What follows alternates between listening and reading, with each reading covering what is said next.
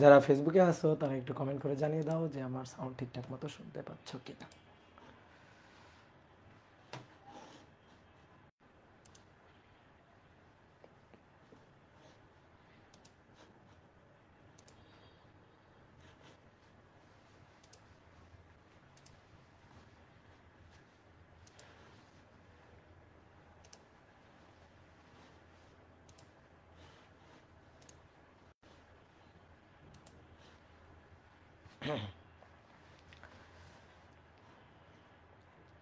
ওকে ওকে ওকে, ঠিক আছে।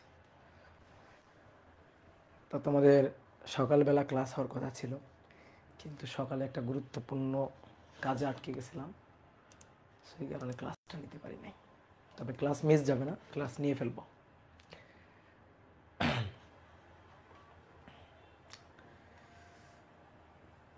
দা অনলাইনে ক্লাস করতে ভালো লাগে না, কি আর করবা, আপাতত তো অনলাইনে চালাইতেই হবে। হয়তো তুমি চলে আসো, অফলাইনে এসে পড়ে যাও।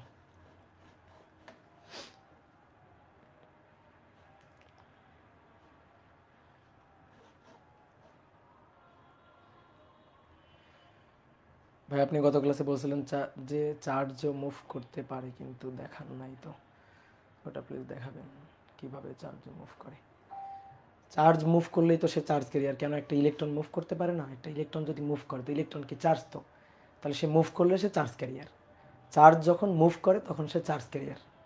এটা নিয়েই তো আলোচনা করলাম, তাই না? ওকে ওকে, তো চলো শুরু করি।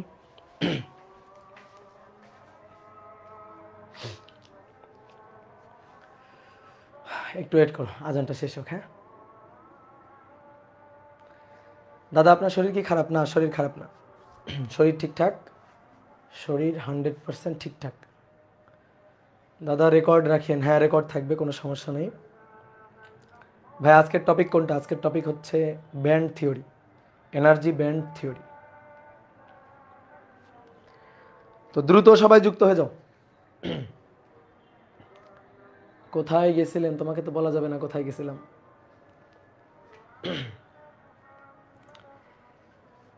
ভৌত আলোক বিজ্ঞানের ক্লাস কবে দিবেন? এই যে আজকে একটু পরে বসবো, ক্লাসগুলো ডাউনলোড করে দিয়ে দিব গ্রুপে।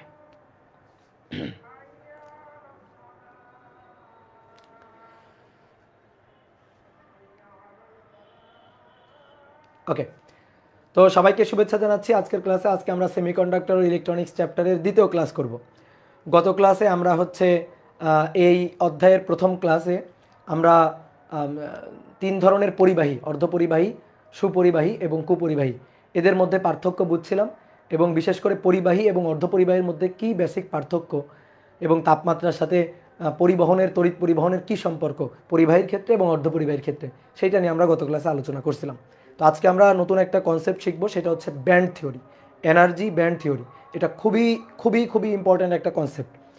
এই টপিকটা আজকে যেটা পড়াবো ব্যান্ড থিওরি, এইটা না পড়েও কিন্তু তুমি এই অধ্যায়ের মূল যে জিনিসপাতি সেগুলো নিয়ে আলোচনা করতে পারবা, সেইগুলো তুমি পড়তে পারবা। বাট জটিল জিনিসগুলো খুব সহজে বুঝতে গেলে তোমার এই এনার্জি ব্যান্ড থিওরিটা কিন্তু খুব ভালো করে জানা লাগবে, বোঝা লাগবে। খুবই সহজ একটা জিনিস। তো আমরা আজকের ক্লাসে ওই জিনিসটা নিয়ে আলোচনা শুরু করব। তোমার যদি এনার্জি ব্যান্ড থিওরি জানা থাকে তাহলে তুমি এর মাধ্যমে পরিবাহী, অর্ধপরিবাহী এবং কুপরিবাহীর পরিবহনের যে পার্থক্যটা, সেই পার্থক্যটা তুমি খুব ভালো করে বুঝতে পারবা, যে কেন সুপরিবাহী বেশ ভালো তড়িৎ পরিবহন করে, কেন অর্ধপরিবাহীর তড়িৎ পরিবহন ক্ষমতা সুপরিবাহীর মতো অত ভালো না, আবার কুপরিবাহী কেন একেবারেই তড়িৎ পরিবহন করে না। এইটা আমরা এনার্জি ব্যান্ড থিওরির সাহায্যে বুঝবো। ওকে, ঠিক আছে, তো চলো আমরা শুরু করি। তাহলে আমাদের আজকের পড়ার টপিকটা হচ্ছে এনার্জি ব্যান্ড থিওরি, শক্তি ব্যান্ড তত্ত্ব।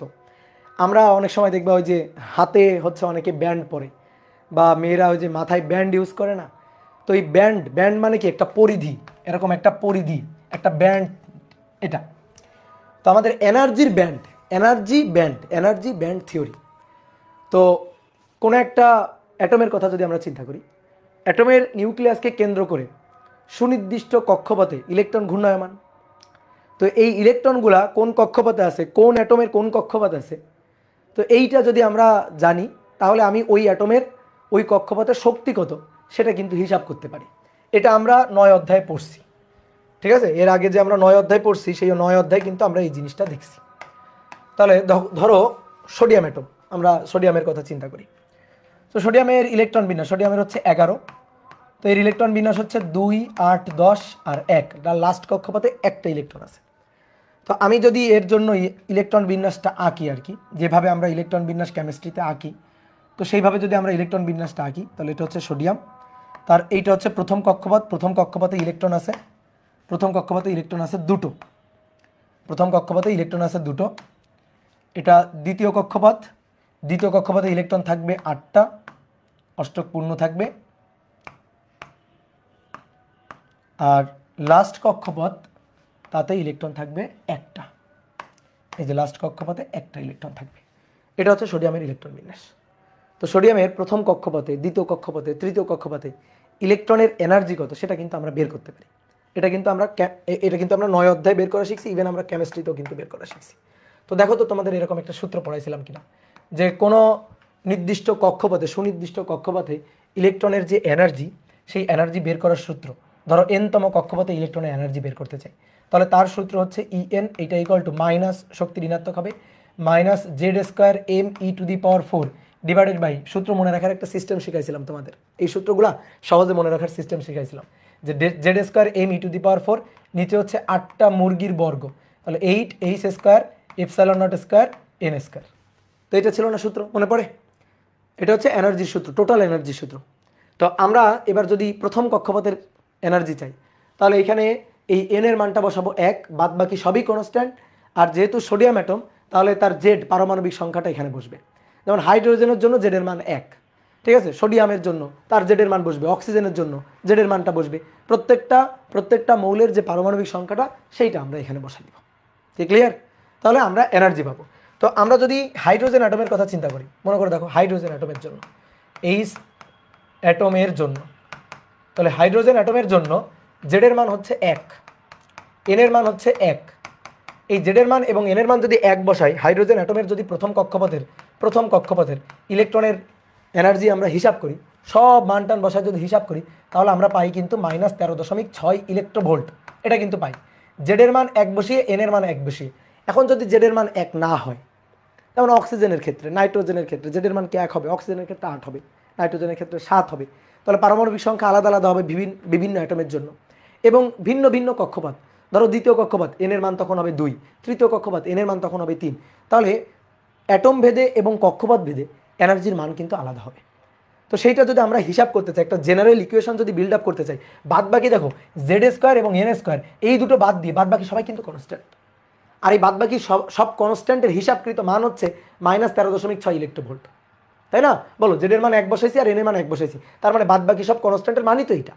এবং এখন যদি জেড এর মান 1 না হয়, এন এর মান যদি 1 না হয়, তাহলে ইন জেনারেল একটা ইকুয়েশন, যেটা আমরা এভাবে লিখতে পারি না, ফরম্যাটটা এইভাবে আমরা লিখতে পারি না, তাহলে এই বাদ বাকি কনস্ট্যান্টটুকুর মান হচ্ছে -13.6 ইলেকট্রোভোল্ট, -13.6 ইলেকট্রোভোল্ট, এর সাথে গুণ হবে Z² n²। দেখো এটা কিন্তু জেনারেল ইকুয়েশন ছিল, এটা তোমাদের খাতায় লেখা আছে, 9 অধ্যায়ের লেকচার খাতায় এটা লেখা আছে, কি মনে পড়ে?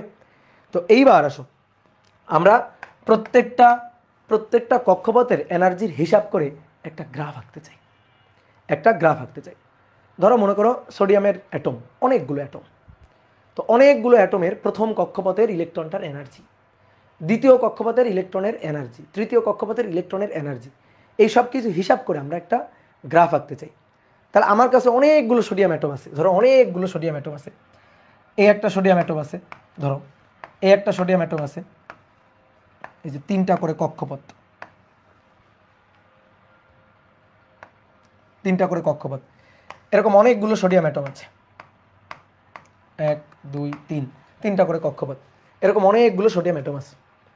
এবার এদের প্রত্যেকের, এরা কিন্তু কোনো বন্ধনে আবদ্ধ নেই, ঠিক আছে, অ্যাটমগুলো আলাদা আলাদা, পদার্থের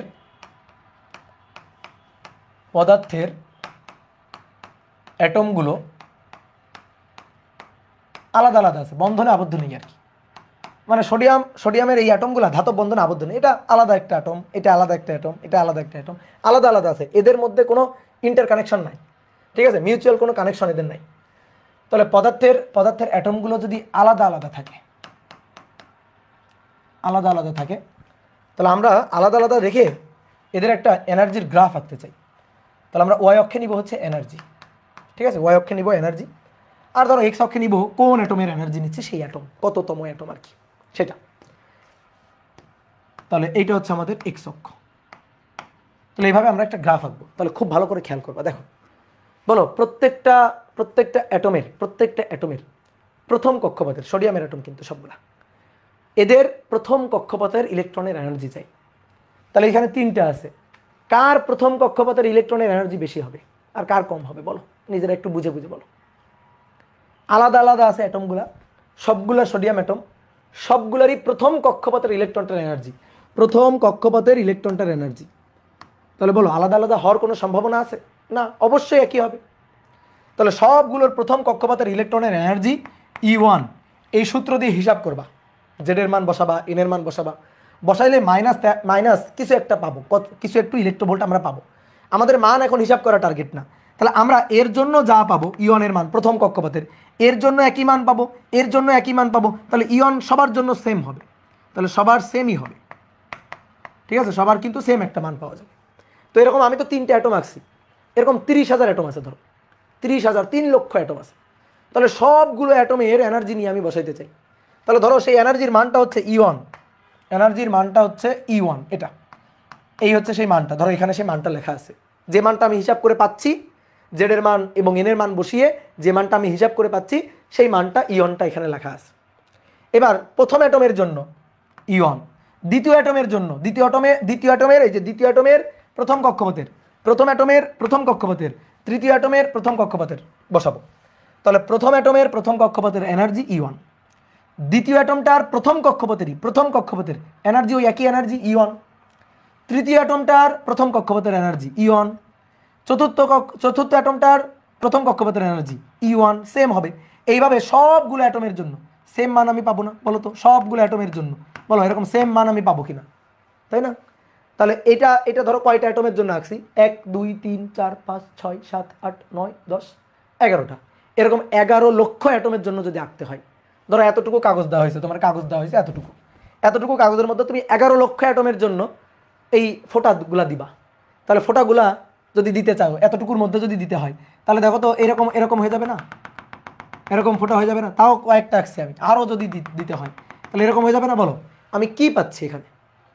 সবগুলো অ্যাটমের জন্য এরকম 3 লক্ষ অ্যাটম আছে, তার জন্য 3 লক্ষ অ্যাটমের জন্য তুমি E1টা দেখাবা। তাহলে 3 লক্ষ অ্যাটমের জন্য যদি E1টা দেখাও, তাহলে এইটা কি আর এরকম ডিসক্রিট পয়েন্ট থাকে? ডিসক্রিট আর কন্টিনিউয়াস বোঝো?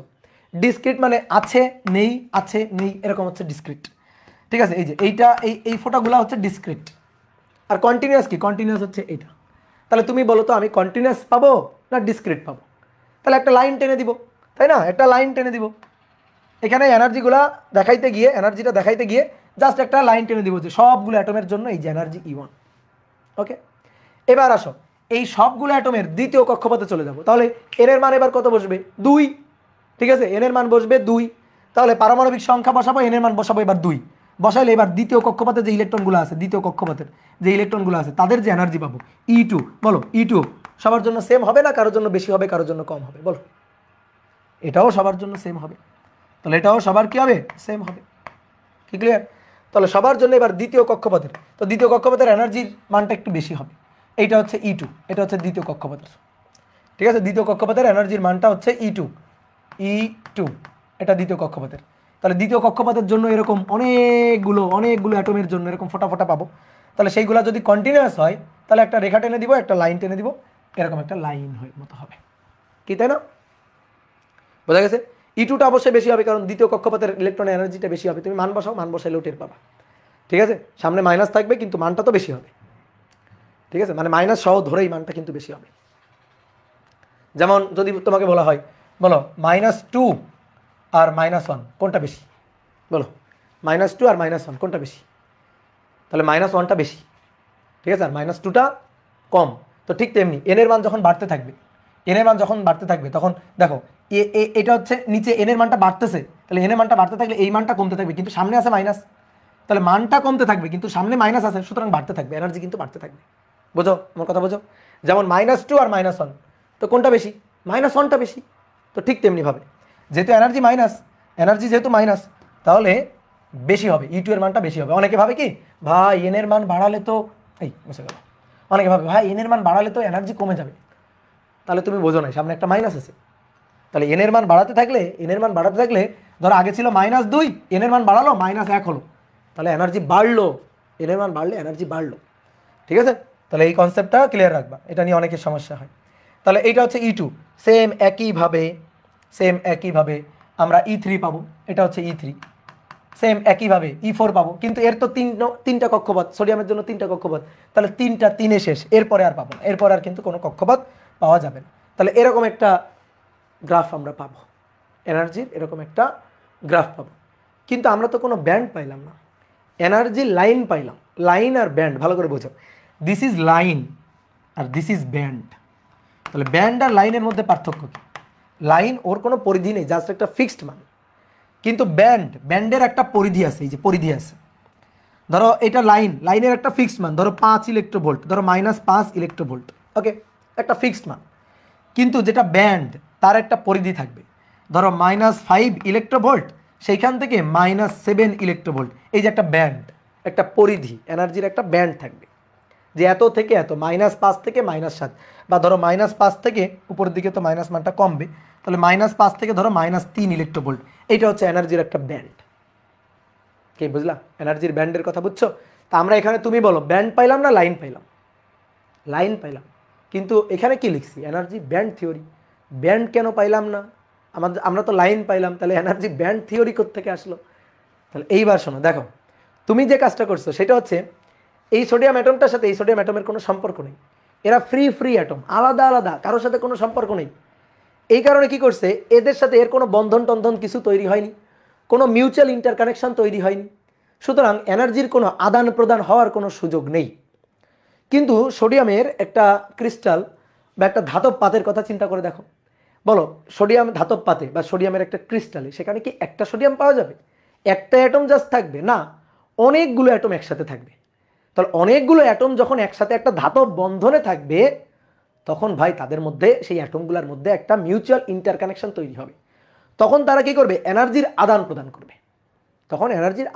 করবে, তাহলে এইবার আসো, আমরা এইবার একটা ধাতব পাতে ধরো সোডিয়াম অ্যাটম আছে, আমি সেই জন্য একটা এনার্জির গ্রাফ আঁকতে চাই। তাহলে এটা একটা ধাতব পাত, ধরো এটা সোডিয়ামের একটা ধাতব পাত। এটা তো এই ধাতব পাতে একটা দুইটা অ্যাটম তো নাই, অসংখ্য লক্ষ লক্ষ কোটি কোটি অ্যাটম আছে। তাহলে এই একটা সোডিয়াম অ্যাটম, এই একটা সোডিয়াম অ্যাটম, এই একটা সোডিয়াম অ্যাটম, এরা সবাই কিন্তু ধাতব বন্ধনে আবদ্ধ, এরা সবাই এই সোডিয়াম ক্রিস্টালের মধ্যে কিন্তু ধাতব বন্ধনে আবদ্ধ।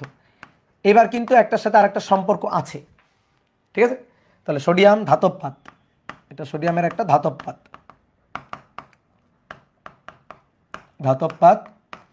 এই ধাতব পাতে এই অ্যাটমগুলোর মধ্যে মিউচুয়াল ইন্টারকানেকশন আছে, অ্যাটমগুলোর মধ্যে বন্ধন বিদ্যমান, তাহলে বন্ধন বিদ্যমান থাকার কারণে একটা মিউচুয়াল ইন্টারকানেকশন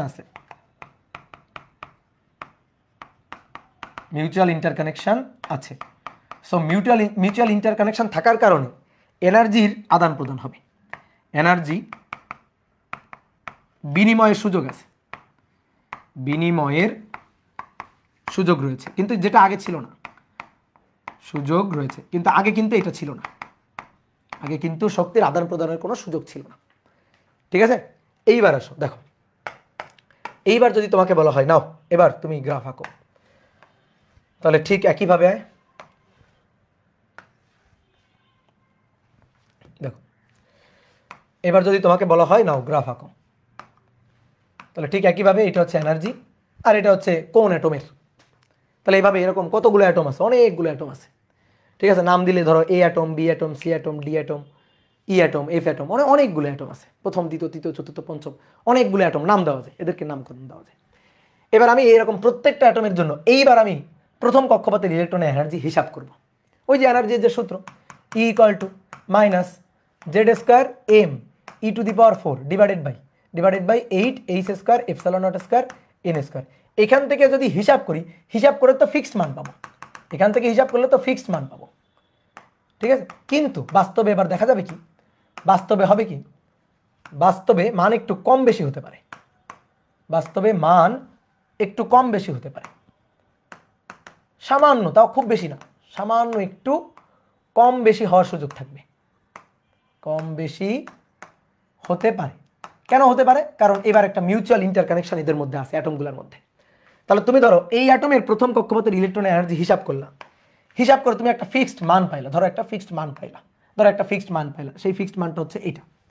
এবার তুমি পরবর্তীতে দ্বিতীয় অ্যাটমের কাছে গেলা, দ্বিতীয় অ্যাটমের কাছে গিয়ে এরই প্রথম কক্ষপথের যে ইলেকট্রনের এনার্জি সেই এনার্জির মানটা হিসাব করলা, হিসাব করে এবার তুমি দেখলা একটু কম পাইছো, একটু মান কম পাইছো, সামান্য একটু কম পাইছো। ধরো মনে করো তোমার এখানে পাওয়ার কথা ছিল -10 ইলেকট্রোভোল্ট, তুমি পাইছো হচ্ছে ধরো যে -11.2 ইলেকট্রোভোল্ট, একটু কম মান পাইছো। ঠিক আছে? তারপরে এই অ্যাটমটার কাছে গেলা, এই অ্যাটমটার কাছে গিয়ে মান হিসাব করলা, প্রথম কক্ষপথের ইলেকট্রন এনার্জি হিসাব করলা, সেখানে তুমি মনে করো যে মানটা পাইলা হচ্ছে -9.8 ইলেকট্রোভোল্ট। তাহলে 9 ইলেকট্রোভোল্ট এই যে একটু বেশি মান। তারপরে আরেকটা অ্যাটমের কাছে গেলা, সেখানে তুমি আরেকটা মান পাইলা, আরেকটা অ্যাটমের কাছে গিয়ে আরেকটা মান পাইলা। তাহলে এইবার দেখো, এইবার কিন্তু এক একটা অ্যাটমের জন্য এনার্জির মান এক এক রকম হচ্ছে। এবার কিন্তু একটা লাইন পাওয়া যাচ্ছে না, একটু কম বেশি এরকম একটা মান পাওয়া যাচ্ছে। এভাবে লক্ষ লক্ষ কোটি কোটি অ্যাটম আছে, একটা দুইটা অ্যাটম নেই, লক্ষ লক্ষ কোটি কোটি অ্যাটম, সবগুলো অ্যাটমের কাছে গিয়ে তুমি প্রথম কক্ষপথের ইলেকট্রনের এনার্জি হিসাব করে এনে মান হিসাব করে আনতেছো, এখানে বসাচ্ছ, মান হিসাব করে আনতেছো, এখানে বসাচ্ছ। বলো এইবার তুমি কি একটা স্ট্রেট লাইন পাইলা? বলো তো, বলো এনার্জির কি এবার একটা স্ট্রেট লাইন পাইলা? বলো। আমি তো এখানে কয়েকটা দেখাইছি, এরকম লক্ষ লক্ষ কোটি কোটি আছে। বলো এবার আমি কি পাইলাম?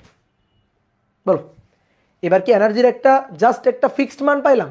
একটা রেখা টেনে মানটাকে দেখানো যাবে? একটা রেখা টেনে মানটাকে দেখানো যাবে না। তাহলে এইবার কি পাইলাম আমি? আসলে একটা এনার্জির একটা পরিধি পাইলাম, ব্যান্ড পাইলাম, যে প্রথম কক্ষপথে এই অ্যাটমগুলার প্রথম কক্ষপথের ইলেকট্রনের এনার্জি হতে পারে এত থেকে এত এর মধ্যে, একটা ব্যবধির মধ্যে, ব্যবধি মিন্স ব্যান্ড। তাহলে এবার এনার্জিটাকে প্রকাশ করার জন্য কিন্তু একটা ফিক্সড মান দিয়ে হচ্ছে না, তাহলে একটা ব্যান্ড দিয়ে প্রকাশ করা লাগতেছে, এই যে ব্যান্ড দিয়ে প্রকাশ করা লাগতেছে। এটাকে বলা হচ্ছে প্রথম কক্ষপথের ইলেকট্রনের এনার্জি ব্যান্ড, প্রথম কক্ষপথের ইলেকট্রনের এনার্জি ব্যান্ড, প্রথম কক্ষপথের ইলেকট্রনের এনার্জি ইয়ন, তার ব্যান্ড হচ্ছে এইটা।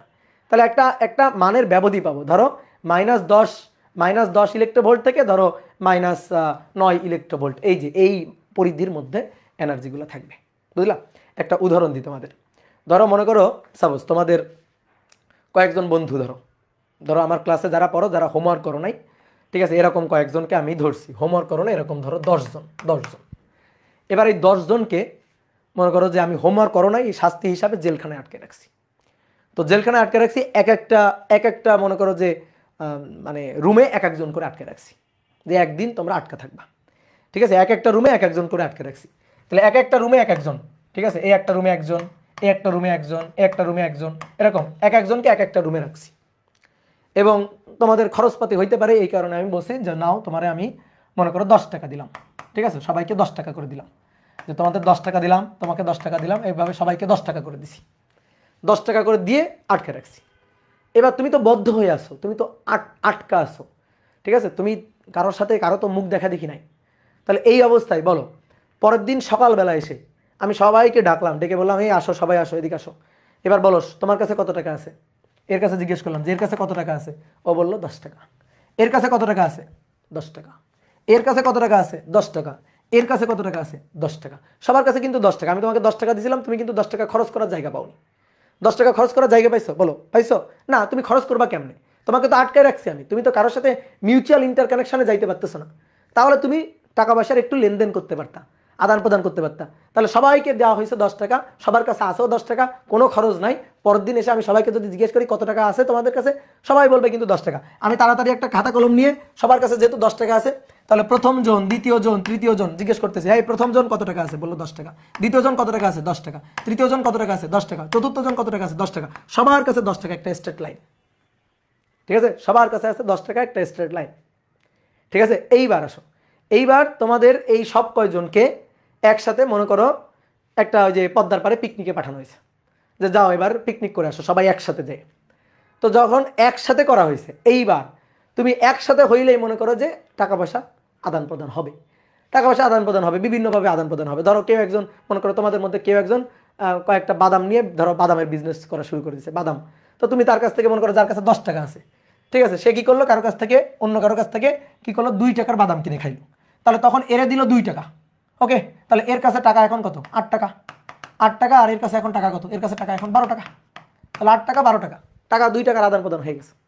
আবার কেউ মনে করো আরেকজনের সাথে একটু ওই যে অনেক সময় আমরা ধরো যে ক্রিকেটে অমুক দল জিতবে, ক্রিকেটে ধরো যে মনে করো যে অস্ট্রেলিয়া জিতবে, ধরো যে তোমরা বেড লাগছো, বা ধরো যে ব্রাজিল জিতবে বেড লাগছো। তো এরকম ধরো যে বেড লাগার কারণে যে 2 টাকার 1 টাকার বেড বা 2 টাকার বেড লাগছো, আমি কিন্তু আবার বলে দিছি যে টাকা পয়সার লেনদেন কিন্তু খুব বেশি লেনদেন করা যাবে না, ঠিক আছে? 6 টাকা 7 টাকা এত বেশি লেনদেন করা যাবে না, ওই 1-2 টাকার মধ্যে সীমাবদ্ধ রাখতে হবে। তাহলে এবার মনে করো 1 টাকা দিয়ে বেট লাগছো যে হ্যাঁ ব্রাজিল জিতবে, ব্রাজিল জিতে গেছে, তো যখন জিতে গেছে তখন একজন পাবে 11 টাকা, আরেকজনের কাছে থাকবে হচ্ছে 9 টাকা। তাহলে এই দেখো টাকা পয়সার একটু আদান প্রদান হচ্ছে। এবার মনে করো তোমরা পিকনিক টিকনিক করে ফেরত আসলা, ফেরত আসার পরে এইবার আমি তোমাদের জিজ্ঞেস করলাম এই বলো তো এবার সবার কাছে কত টাকা আছে? তো এ এসে বলতেছে ভাই আমার কাছে 8 টাকা, 10 টাকা নেই কিন্তু। এসে বলতেছে ভাই আমার কাছে 12 টাকা, 2 টাকা বেশি, 10 টাকা দিছিলেন 2 টাকা বেশি, তাহলে ওর কিন্তু আর 10 থাকলো না, 10 থেকে 2 বেশি হলো। এ যখন আসলো বললো ভাই আমার কাছে 9 টাকা, এ যখন আসলে তখন বললো ভাই আমার কাছে 11 টাকা। এইভাবে অনেকে এক একটা মান বলবে না, কেউ 10 বলবে, কেউ 9 বলবে, কেউ মনে করো খুবই কিপটা, কোনো টাকা পয়সা খরচ করে নাই, তার কাছে সবসময় 10 টাকাই থাকবে। হ্যাঁ, কেউ 8 টাকা বলবে, কেউ 9 টাকা বলবে, কেউ 12 বলবে, কেউ 10 বলবে, কেউ 11 বলবে, এরকম বলবে। তাহলে এইবার বলো আমি কি এবার এদের টাকা পয়সার একটা স্ট্রেট লাইন পাচ্ছি নাকি একটা ব্যবধি পাচ্ছি, একটা ব্যান্ড পাচ্ছি? তুমি বলো এবার কি পাচ্ছি? ব্রাজিল জিতবে না কখনো, ধরে মারবো তোমারে, ঠিক আছে? তোমার দ্বারা তোমার ব্লক দিয়ে দিব, ব্রাজিল জিতবে না কখনো, এই কথা বলার সাহস পাও কেমন? হ্যাঁ বলো। এবার কি আমি এনার্জির একটা ব্যান্ড পাবো নাকি স্ট্রেট লাইন পাবো? লাইন পাবো না, ব্যান্ড পাবো। কি ক্লিয়ার? ব্যান্ড পাবো একটা।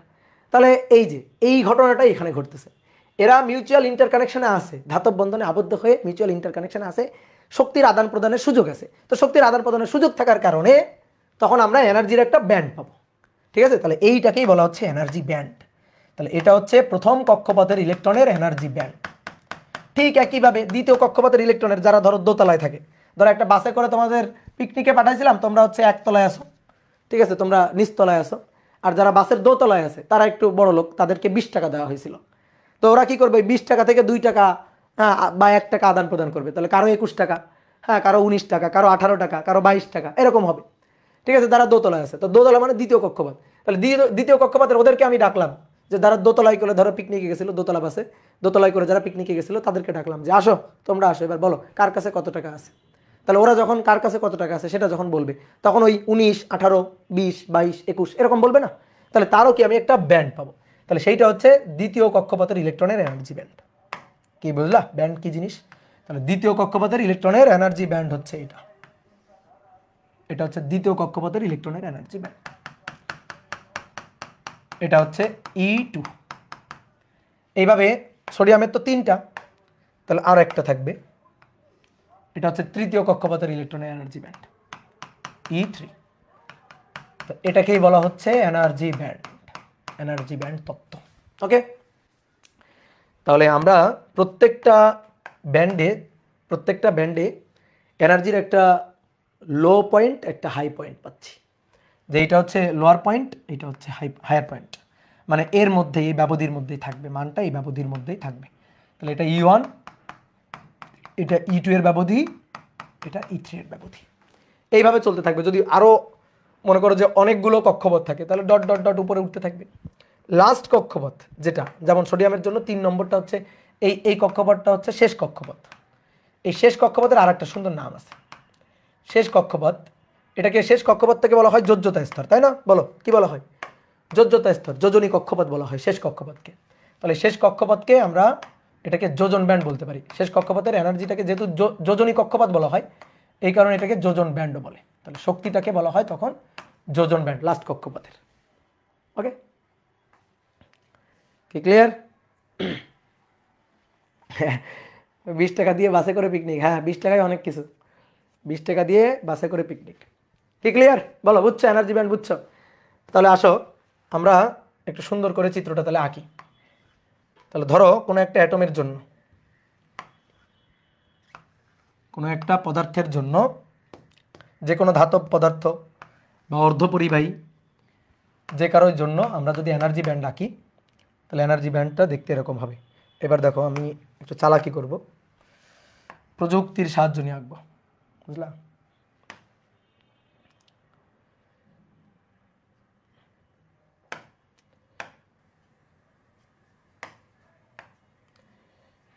কোন কালার দিব? এই কালারটা দিই।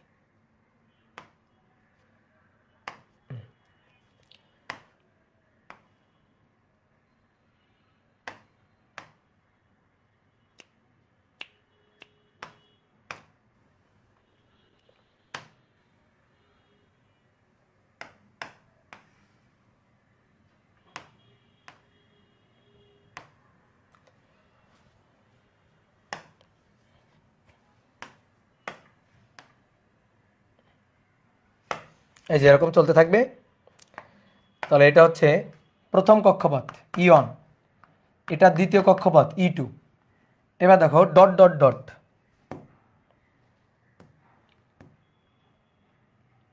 এটা হচ্ছে দ্বিতীয় কক্ষপথ E2। এবার dot dot dot dot dot dot dot, মানে ডট ডটের মধ্যে তৃতীয়, চতুর্থ, পঞ্চম অনেকগুলো কক্ষপথ আছে। লাস্টের কক্ষপথ, একেবারে লাস্টের, এই যে একেবারে লাস্টের যে কক্ষপথটা, এই লাস্টের কক্ষপথটা হচ্ছে EV. EV valence band, EV valence band মানে যোজনী কক্ষপথ। ঠিক আছে, এটা হচ্ছে যোজনী কক্ষপথ বা যোজনী ব্যান্ড, যোজনী ব্যান্ড। ওকে, তাহলে লাস্ট কক্ষপথটা হচ্ছে যোজনী কক্ষপথ বা যোজনী ব্যান্ড। কি ক্লিয়ার? তাহলে এই হচ্ছে আমাদের এনার্জি ব্যান্ড দেখালাম আমরা যে কোনো অ্যাটমের জন্য। তাহলে এটা E1, এটা E2 dot dot dot, E3, E4 আছে, E5 আছে। এবার একেবারে লাস্টের যেটা, যার লাস্টের ধরো তৃতীয় কক্ষপথ লাস্ট, তাহলে তার ভ্যালেন্স ব্যান্ড হবে 3 নম্বর কক্ষপথ, ওটাই ভ্যালেন্স ব্যান্ড, ওটাই শেষ। যার চতুর্থ কক্ষপথ লাস্ট, তার চতুর্থ কক্ষপথটা ওটাই হবে তার ভ্যালেন্স ব্যান্ড। কি ক্লিয়ার? তাহলে আমরা এনার্জি ব্যান্ড বুঝলাম। এবার এনার্জি ব্যান্ডের সাথে দেখো, এনার্জি ব্যান্ডের সাথে তড়িৎ পরিবহনের ব্যাপারটার সম্পর্কটা কেন। তো এবার আসো, দুইটা খুব ইম্পর্টেন্ট ব্যান্ড, একটা হচ্ছে যোজনী ব্যান্ড, অলরেডি আমরা জানছি, যোজনী ব্যান্ড ও পরিবহন ব্যান্ড। পরিবহন ব্যান্ড, এই পরিবহন ব্যান্ডকে বলা হয় কন্ডাকশন ব্যান্ড। এই পরিবহন ব্যান্ডকে, এটাকে বলা হয় কন্ডাকশন ব্যান্ড, কন্ডাকশন ব্যান্ড। এবার তড়িৎ পরিবহনের ব্যাপারটা আমরা এই ব্যান্ড থিওরির সাহায্যে ব্যাখ্যা করতে চাই, যে কখন তড়িৎ পরিবহনে অংশগ্রহণ করবে আর কখন করবে না। ঠিক আছে, আর এখান থেকে আরেকটা জিনিস আমরা জানবো, সেটা হচ্ছে ফরবিডেন ব্যান্ড। তাহলে আসো দেখো, কোনো অ্যাটমের জন্য আমরা ব্যান্ড আঁকবো।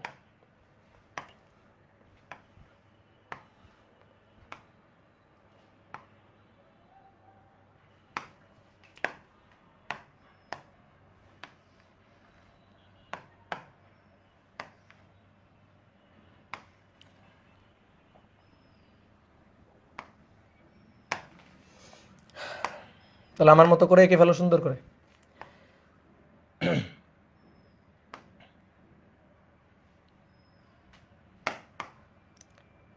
1 2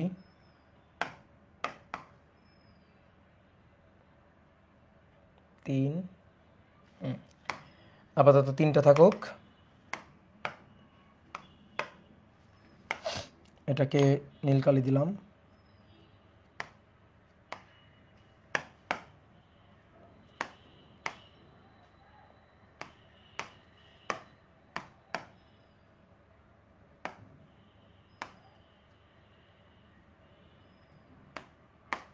ওকে, তাহলে এটা হচ্ছে আমাদের E1, প্রথম কক্ষপথের ব্যান্ড, দ্বিতীয় কক্ষপথের band, dot dot dot dot dot dot valence band EV. এই এটা হচ্ছে ভ্যালেন্স ব্যান্ড। এইবার আসো দেখো, ধরো ধরো কপারের কথা চিন্তা করো বা সোডিয়ামের কথা চিন্তা করো।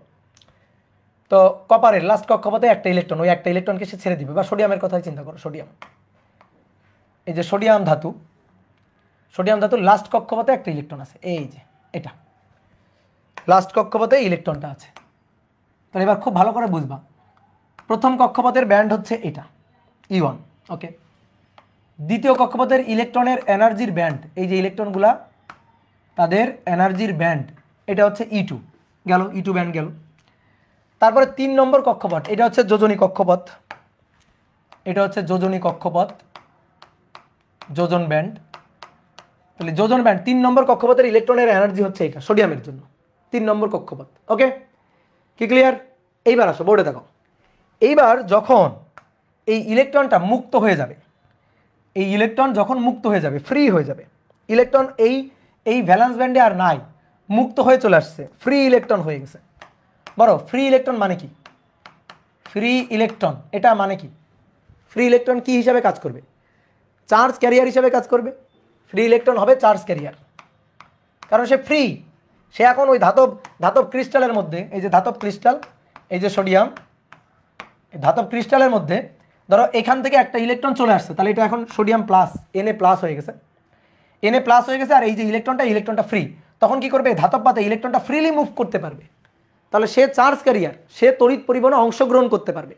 তাহলে ভ্যালেন্স ব্যান্ড থেকে ইলেকট্রনটা মুক্ত হয়ে গেছে, লাস্ট কক্ষপথ থেকে ইলেকট্রনটা মুক্ত হয়ে গেছে, তাহলে সে চার্জ ক্যারিয়ার হিসেবে কাজ করবে এবং সে তড়িৎ পরিবহন ঘটাবে, চার্জ ক্যারিয়ার হিসাবে কাজ করবে। এবার ভাই তুমি আমাকে একটা জিনিস বুঝাও তো, সে তো চার্জ ক্যারিয়ার হিসাবে কাজ করবে, তো তার যে এনার্জিটা, সে যখন যোজন ব্যান্ডে ছিল তখন তার এনার্জি যা ছিল, সে যখন মুক্ত হয়ে চলে আসছে তার এনার্জি বেশি নাকি কম? আমার বুঝাও একটু, বলো এনার্জিটা বেশি নাকি কম? বলো এনার্জিটা বেশি হবে নাকি কম হবে? এনার্জির পরিমাণটা বেশি হবে নাকি কম হবে? এনার্জির পরিমাণটা বুঝাও আমাকে একটু। এনার্জির পরিমাণটা অবশ্যই বেশি হবে। কেন? কারণ সে লাস্ট কক্ষপথে ছিল, তাহলে লাস্ট কক্ষপথে থাকা অবস্থায় তার এনার্জি ছিল এইটুকু, এইটুকু এনার্জি ছিল তার, এইটা। এখন ধরো সেই এনার্জির মানটা ধরো -5 ইলেকট্রোভোল্ট এটা ছিল। এবার সে মুক্ত হয়ে চলে আসছে, সে আর ওই কক্ষপথে আবদ্ধ নেই, কক্ষপথ থেকে মুক্ত হয়ে চলে গেছে। তাহলে মুক্ত হয়ে চলে যাওয়া মানে ও আরও কিছু শক্তি গেইন করছে। ধরো ওকে আমি আরও 1 ভোল্ট শক্তি দিছি, +1 ভোল্ট 1 ইলেকট্রোভোল্ট শক্তি দিছি, দেওয়ার পরে ওর শক্তি হয়ে গেছে -4 ইলেকট্রোভোল্ট, তখন সে মুক্ত হয়ে চলে আসছে। তাহলে -4 ইলেকট্রোভোল্ট কিন্তু বেশি আর -5 ইলেকট্রোভোল্ট শক্তি কিন্তু কম, বুঝলা? তাহলে সে যখন এই ভ্যালেন্স ব্যান্ড থেকে মুক্ত হয়ে চলে আসবে তখন তার এনার্জি কিন্তু বেশি। তাহলে দেখো আমরা আমরা ইলেকট্রনকে কিন্তু আরও একটা জায়গায় পাইতে পারি, ভালো করে শুনবা কথাটা। ইলেকট্রনকে প্রথম কক্ষপথে পাইতে পারি, দ্বিতীয় কক্ষপথে পাইতে পারি, তৃতীয় কক্ষপথে পাইতে পারি, dot dot dot dot dot dot last কক্ষপথ ভ্যালেন্স ব্যান্ড যোজন কক্ষপথে পাইতে পারি। তারপরে ইলেকট্রনকে আমরা কই পাইতে পারি? তারপরে ইলেকট্রনকে আমরা মুক্ত অবস্থায় পাইতে পারি, ফ্রি ইলেকট্রন হিসাবে পাইতে পারি। তাহলে ফ্রি ইলেকট্রন তারও তো একটা এনার্জি আছে, তাহলে তার এনার্জিটা যোজন ব্যান্ডে থাকা অবস্থায় যে এনার্জি ছিল তার থেকে বেশি কিছু পরিমাণ এনার্জি গেইন করেই তো সে মুক্ত হয়ে চলে আসছে। আমরা মুক্তিবেগ পড়ছি না মহাকর্ষ অধ্যায়? ধরো পৃথিবী পৃষ্ঠে একটা বস্তু আছে, এই পৃথিবী পৃষ্ঠে একটা বস্তু আছে, তাহলে একে যদি কিছু পরিমাণ শক্তি দিয়ে ছুঁড়ে দেওয়া হয় তাহলে সে পৃথিবীর মাধ্যাকর্ষণ ক্ষেত্রের বাইরে চলে যাবে। তাহলে একে শক্তি দিলে সে শক্তি গেইন করে পৃথিবীর মাধ্যাকর্ষণ ক্ষেত্রের বাইরে চলে যাবে। ঠিক তেমনি তোমরা কেমিস্ট্রিতে পড়ছো যে কোনো একটা অ্যাটমের লাস্ট কক্ষপথে ধরো একটা ইলেকট্রন আছে, তাহলে তারা কিছু শক্তি দিলে সে তখন ওই কক্ষপথ ছেড়ে মুক্ত হয়ে চলে যাবে, তাই না? কক্ষপথ ছেড়ে মুক্ত হয়ে চলে যাবে, তাহলে কক্ষপথ ছেড়ে বাইরে বের হয়ে চলে আসবে, তাহলে সে তখন ফ্রি হয়ে যাবে, ফ্রি ইলেকট্রন হয়ে যাবে। তাহলে আমরা ইলেকট্রনকে আরও একটা অবস্থায় পাইতে পারি, সেটা হচ্ছে ফ্রি অবস্থায় পাইতে পারি। আর ফ্রি অবস্থায় যে ইলেকট্রন থাকে সেই কিন্তু তড়িৎ পরিবহনে অংশগ্রহণ করে। এই ইলেকট্রন তড়িৎ পরিবহনে অংশগ্রহণ করে না, এইটা ইলেকট্রন তড়িৎ পরিবহনে অংশগ্রহণ করে না। ভ্যালেন্স ব্যান্ডে থাকা অবস্থায় ইলেকট্রন তড়িৎ পরিবহনে অংশগ্রহণ করে না, কারণ তখন সে কক্ষপথে আবদ্ধ আছে। কক্ষপথ থেকে মুক্ত হয়ে আসবে, ফ্রি হয়ে যাবে, তখন সে তড়িৎ পরিবহনে অংশগ্রহণ করবে। তাহলে আমার তড়িৎ পরিবহনে অংশগ্রহণ করানোর জন্য ফ্রি ইলেকট্রন দরকার। তাহলে সেই ফ্রি ইলেকট্রনের এনার্জি কিন্তু যোজন কক্ষপথে যে ইলেকট্রন আছে তার এনার্জি থেকে বেশি। তাহলে ইলেকট্রনকে আমরা প্রথম কক্ষপথে, দ্বিতীয় কক্ষপথে, dot dot dot dot last কক্ষপথ অর্থাৎ যোজন কক্ষপথে পাইতে পারি, তারপরে ফ্রি অবস্থায় পাইতে পারি। তো আমি এখানে যে ব্যান্ডগুলো আঁকছি সেই ব্যান্ডগুলোতে আমরা দেখতেছি ইলেকট্রনকে আমরা প্রথম কক্ষপথে পাইতে পারি, দ্বিতীয় কক্ষপথে পাইতে পারি, ভ্যালেন্স ব্যান্ডে পাইতে পারি, তারপরেও তো ইলেকট্রনের অস্তিত্ব আছে, সেইটা তো এখানে দেখানো হয়নি, বুঝলা? সেইটা এখানে দেখানো হয়েছে। তাহলে ইলেকট্রন যখন ভ্যালেন্স ব্যান্ড থেকে মুক্ত হয়ে যাবে, ইলেকট্রন যখন ভ্যালেন্স ব্যান্ড থেকে মুক্ত হয়ে চলে যাবে তখন সেই ইলেকট্রনের তো একটা এনার্জি আছে, সেখানেও তো মানে মুক্ত অবস্থায় তো ইলেকট্রন এক্সিস্ট করে, তাহলে তার এনার্জি তো আমাকে এখানে দেখাইতে হবে। তাহলে তখন এই ফ্রি হয়ে যাওয়া যে ইলেকট্রন তাকে বলা হচ্ছে তড়িৎ পরিবহনে অংশগ্রহণ করা ইলেকট্রন। তাহলে এর যে এনার্জির যে পরিধি ব্যান্ড, এর যে energy band, ENERGY energy band, এর যে এনার্জি ব্যান্ডটা থাকবে সেই এনার্জি ব্যান্ডের নামই হচ্ছে কন্ডাকশন ব্যান্ড বা পরিবহন ব্যান্ড, বুঝছো? কন্ডাকশন ব্যান্ড বা পরিবহন ব্যান্ড, পরিবহন ব্যান্ড। তাহলে আমরা আরো একটা ব্যান্ড জানলাম, সেটা হচ্ছে পরিবহন ব্যান্ড। এবার তুমি বলো পরিবহন ব্যান্ড ভ্যালেন্স ব্যান্ডের উপরে না নিচে? বলো পরিবহন ব্যান্ড ভ্যালেন্স ব্যান্ডের উপরে নাকি নিচে থাকবে? অবভিয়াসলি উপরে থাকবে, ভ্যালেন্স ব্যান্ডের অবভিয়াসলি উপরে থাকবে। তাহলে পরিবহন ব্যান্ড হবে ভ্যালেন্স ব্যান্ডের উপরে। তাহলে আরো একটা ব্যান্ড আছে, সেটা হচ্ছে পরিবহন ব্যান্ড, যেটা হচ্ছে পরিবহন ব্যান্ড। এটাকে কোন কালি দিব? সবুজ দিলাম, ওকে। এইটা হচ্ছে পরিবহন ব্যান্ড। তো এই পরিবহন ব্যান্ডকে EC দিয়ে লেখা হয় কন্ডাকশন ব্যান্ড বোঝানোর জন্য, ঠিক আছে? এইটা হচ্ছে আমাদের পরিবহন ব্যান্ড, ওকে। আর এটা হচ্ছে যোজন ব্যান্ড, যোজন ব্যান্ড, ওকে। তাহলে যদি আমরা কারো পরিবহন ব্যান্ডের কোনো পদার্থের পরিবহন ব্যান্ডে ইলেকট্রন পায়, তার মানে সে তড়িৎ পরিবাহী। আর পরিবহন ব্যান্ডে যদি ইলেকট্রন না থাকে তাহলে সে তড়িৎ পরিবাহী হিসাবে কাজ করবে না। তাহলে আমাদের তড়িৎ পরিবহনের জন্য ফ্রি ইলেকট্রন দরকার। ফ্রি ইলেকট্রন, মুক্ত ইলেকট্রন। তাহলে মুক্ত ইলেকট্রন হচ্ছে পরিবহন ব্যান্ডের ইলেকট্রন, কারণ মুক্ত ইলেকট্রনের এনার্জি পরিবহন ব্যান্ডের এনার্জি। তাহলে পরিবহন ব্যান্ডে যদি ইলেকট্রন এক্সিস্ট করে তাহলে তার ফ্রি ইলেকট্রন আছে, আর ফ্রি ইলেকট্রন থাকা মানে সেই ফ্রি ইলেকট্রন তড়িৎ পরিবহনে অংশগ্রহণ করছে। ঠিক আছে, তড়িৎ পরিবহনে অংশগ্রহণ করছে। তাহলে আমাদের তখন তড়িৎ পরিবহনে অংশগ্রহণ করা ইলেকট্রন এক্সিস্ট করতেছে, তার মানে সে তড়িৎ পরিবাহী হিসাবে কাজ করতেছে। আর যদি দেখি কন্ডাকশন ব্যান্ডে ইলেকট্রন নেই, তার মানে সে কিন্তু তড়িৎ পরিবহনে অংশগ্রহণ করবে না। কি কথা বুঝলা? ক্লিয়ার? Concept clear? এইবার আসো দেখো, এই পরিবহন ব্যান্ড এবং ভ্যালেন্স ব্যান্ডের মাঝখানে একটা অঞ্চল আছে। পরিবহন ব্যান্ড এবং ভ্যালেন্স ব্যান্ডের মাঝখানে একটা অঞ্চল আছে, এই যে এই অঞ্চলটুকু, এই অঞ্চলটুকু পরিবহন ব্যান্ড এবং ভ্যালেন্স ব্যান্ডের মাঝখানে এই অঞ্চলটুকুকে বলা হয় নিষিদ্ধ ব্যান্ড। নিষিদ্ধ ব্যান্ড বা forbidden band. Forbidden band. Forbidden band মানে কি? নিষিদ্ধ ব্যান্ড বা ফরবিডেন ব্যান্ড মানে কি? এই এলাকায় কোনো ইলেকট্রন এক্সিস্ট করে না। হয় কন্ডাকশন ব্যান্ডে থাকো, নয়তো পরিবহন ব্যান্ডে থাকো, তুমি কন্ডাকশন ব্যান্ড এবং পরিবহন ব্যান্ডের মাঝামাঝি অবস্থান করতে পারবা না। ঠিক আছে, ধরো এরকম যে ধরো একটা বিল্ডিং, এই যে একটা বিল্ডিং, এই বিল্ডিংয়ের প্রথম তলা, দ্বিতীয় তলা, তৃতীয় তলা, এই যে এইটা হচ্ছে লাস্টের তলা। ঠিক আছে, আর এইটা মনে করো উপরে জাস্ট ছাদ, ছাদের পোর্শন, ধরো এটা ছাদ। ঠিক আছে, এই যে ছাদের রেলিং দেওয়া আছে, ছাদ। ঠিক আছে, তাহলে দেখো খেয়াল করো, প্রথম তলা E1, দ্বিতীয় তলা E2, তৃতীয় তলা E3, একেবারে লাস্টের যে তলাটা সেটা হচ্ছে EV, আর ছাদ সেটা হচ্ছে EC। এবার মনে করো তোমার প্রথম তলায় থাকতে গেলে তোমার ভাড়া লাগে হচ্ছে 1000 টাকা থেকে 2000 টাকা। প্রথম তলায় থাকতে গেলে 1000 থেকে 2000 টাকা ভাড়া লাগে। তোমার মনে করো 2 নম্বর তলায় থাকতে গেলে, দ্বিতীয় তলায় থাকতে গেলে 3000 থেকে 4000 টাকা ভাড়া লাগে ধরো। আর তৃতীয় তলায় থাকতে গেলে ধরো 5000 থেকে 6000 টাকা ভাড়া লাগে। একেবারে লাস্টের তলায় থাকতে গেলে 7000 থেকে ধরো 8000 টাকা ভাড়া লাগে। ওকে, 8000 টাকা ভাড়া লাগে। তো তুমি মনে করো সাপোজ প্রথম কক্ষপথে বা প্রথম তলায় আসো, তাহলে তুমি কত ভাড়া দিয়ে থাকতেছো? 1000 থেকে 2000 এর মধ্যে ভাড়া দিয়ে থাকতেছো। তো ধরো তুমি একেবারে প্রথম তলার বড় লোক সবচেয়ে, তাহলে প্রথম তলার বড় লোক মানে তুমি প্রথম তলায় 2000 টাকা দিয়ে ভাড়া দিয়ে থাকতেছো, প্রথম তলার বড় লোক সবচেয়ে। এবার কেউ তোমাকে এসে 500 টাকা দিল, 500 টাকা দিয়ে বললো তুমি এখন 500 টাকা, তোমার কাছে এখন 2500 টাকা আছে। তুমি ভাবলো যাই, আমি এবার 2500 টাকা পাইছি, আরও বড় লোক হয়ে গেছি, তা আমি এবার চলে যাই, উপরের তলায় চলে যাই। ঠিক আছে, একেবারে উপরের তলায় চলে যাই। তাহলে তুমি 2500 টাকা পেয়ে তুমি তখন একেবারে উপরের তলায় না, তুমি দ্বিতীয় তলায় যাওয়ার চেষ্টা করবা। কারণ দ্বিতীয় তলায় থাকতে গেলে 3000 থেকে 4000 টাকা ভাড়া লাগে। তাহলে তোমাকে 500 টাকা দেওয়া হইলো, তো তোমার কাছে ছিল 2000, 500 টাকা পেয়ে তুমি 2500 টাকা পাইলো। তাহলে 2500 টাকা দিয়ে তুমি দ্বিতীয় তলায় ঢোকার চেষ্টা করলা, তুমি ঢুকতে পারবা না। তুমি দ্বিতীয় কক্ষপথে লাভ দিতে পারবা না, কারণ দ্বিতীয় কক্ষপথে লাভ দিতে গেলে যে এনার্জিটা দরকার সেই এনার্জির ব্যান্ড হচ্ছে এইটা 3000 থেকে 4000। কিন্তু তুমি 2500 টাকা নিয়ে আসছো, দরজায় আসলে তোমাকে দরজা থেকে বিদায় করে দিবে, তোমাকে ঢুকতে দিবে না। কারণ তুমি এখনও ওই তলায় ঢোকার মতো মনে করো যে তোমার যে ক্যাপাসিটি বা টাকার যে পরিমাণ সেটা হয় নাই, তাহলে তুমি কিন্তু ঢুকতে পারবে না। বাট তোমাকে যদি কেউ 1000 টাকা দেয়, তোমাকে কেউ 1000 টাকা দিল, 2000 থেকে 1000 পাইলা, 1000 মানে 3000 পেয়ে গেলা, তুমি লাভ দিয়ে এবার দ্বিতীয় তলায় উঠে চলে যাবা, তুমি আর নিচতলায় থাকবা না। তখন তুমি মনে করো বড় লোক হয়ে তুমি এখন দ্বিতীয় তলায় থাকা শুরু করবা। ঠিক একইভাবে দ্বিতীয় তলার কেউ আছে, দ্বিতীয় তলার কেউ থাকতেছে কত দিকে, 3000 থেকে 4000 টাকা দিয়ে থাকতেছে। তো মনে করো দ্বিতীয় তলার সবচেয়ে বড় লোক যে 4000, ঠিক আছে 4000, তাকে মনে করো 1000 টাকা দেওয়া হলো, 5000 টাকা পাইলো, সে তখন কিন্তু 3 নম্বর তলায় চলে যাবে। ঠিক আছে, এইভাবে এবার আসো, এইভাবে আসো, এই যে একেবারে ভ্যালেন্স ব্যান্ড এবং কন্ডাকশন ব্যান্ড, ভ্যালেন্স ব্যান্ড এবং কন্ডাকশন ব্যান্ড, এই ভ্যালেন্স ব্যান্ড, এটা ভ্যালেন্স ব্যান্ডে থাকতে গেলে একেবারে উপরের তলায় থাকতে গেলে তোমার টাকা লাগে 7000 থেকে 8000, 7000 থেকে 8000 টাকা দিয়ে থাকতে হয়। তোমার মনে করো ছাদে উঠতে গেলে, ছাদে থাকতে গেলে মনে করো আরও 1000 টাকা বেশি লাগে, 9000 থেকে 10000 টাকা লাগে ছাদে থাকতে গেলে। একেবারে ছাদের ব্যান্ডে থাকতে গেলে তোমার এটা লাগে।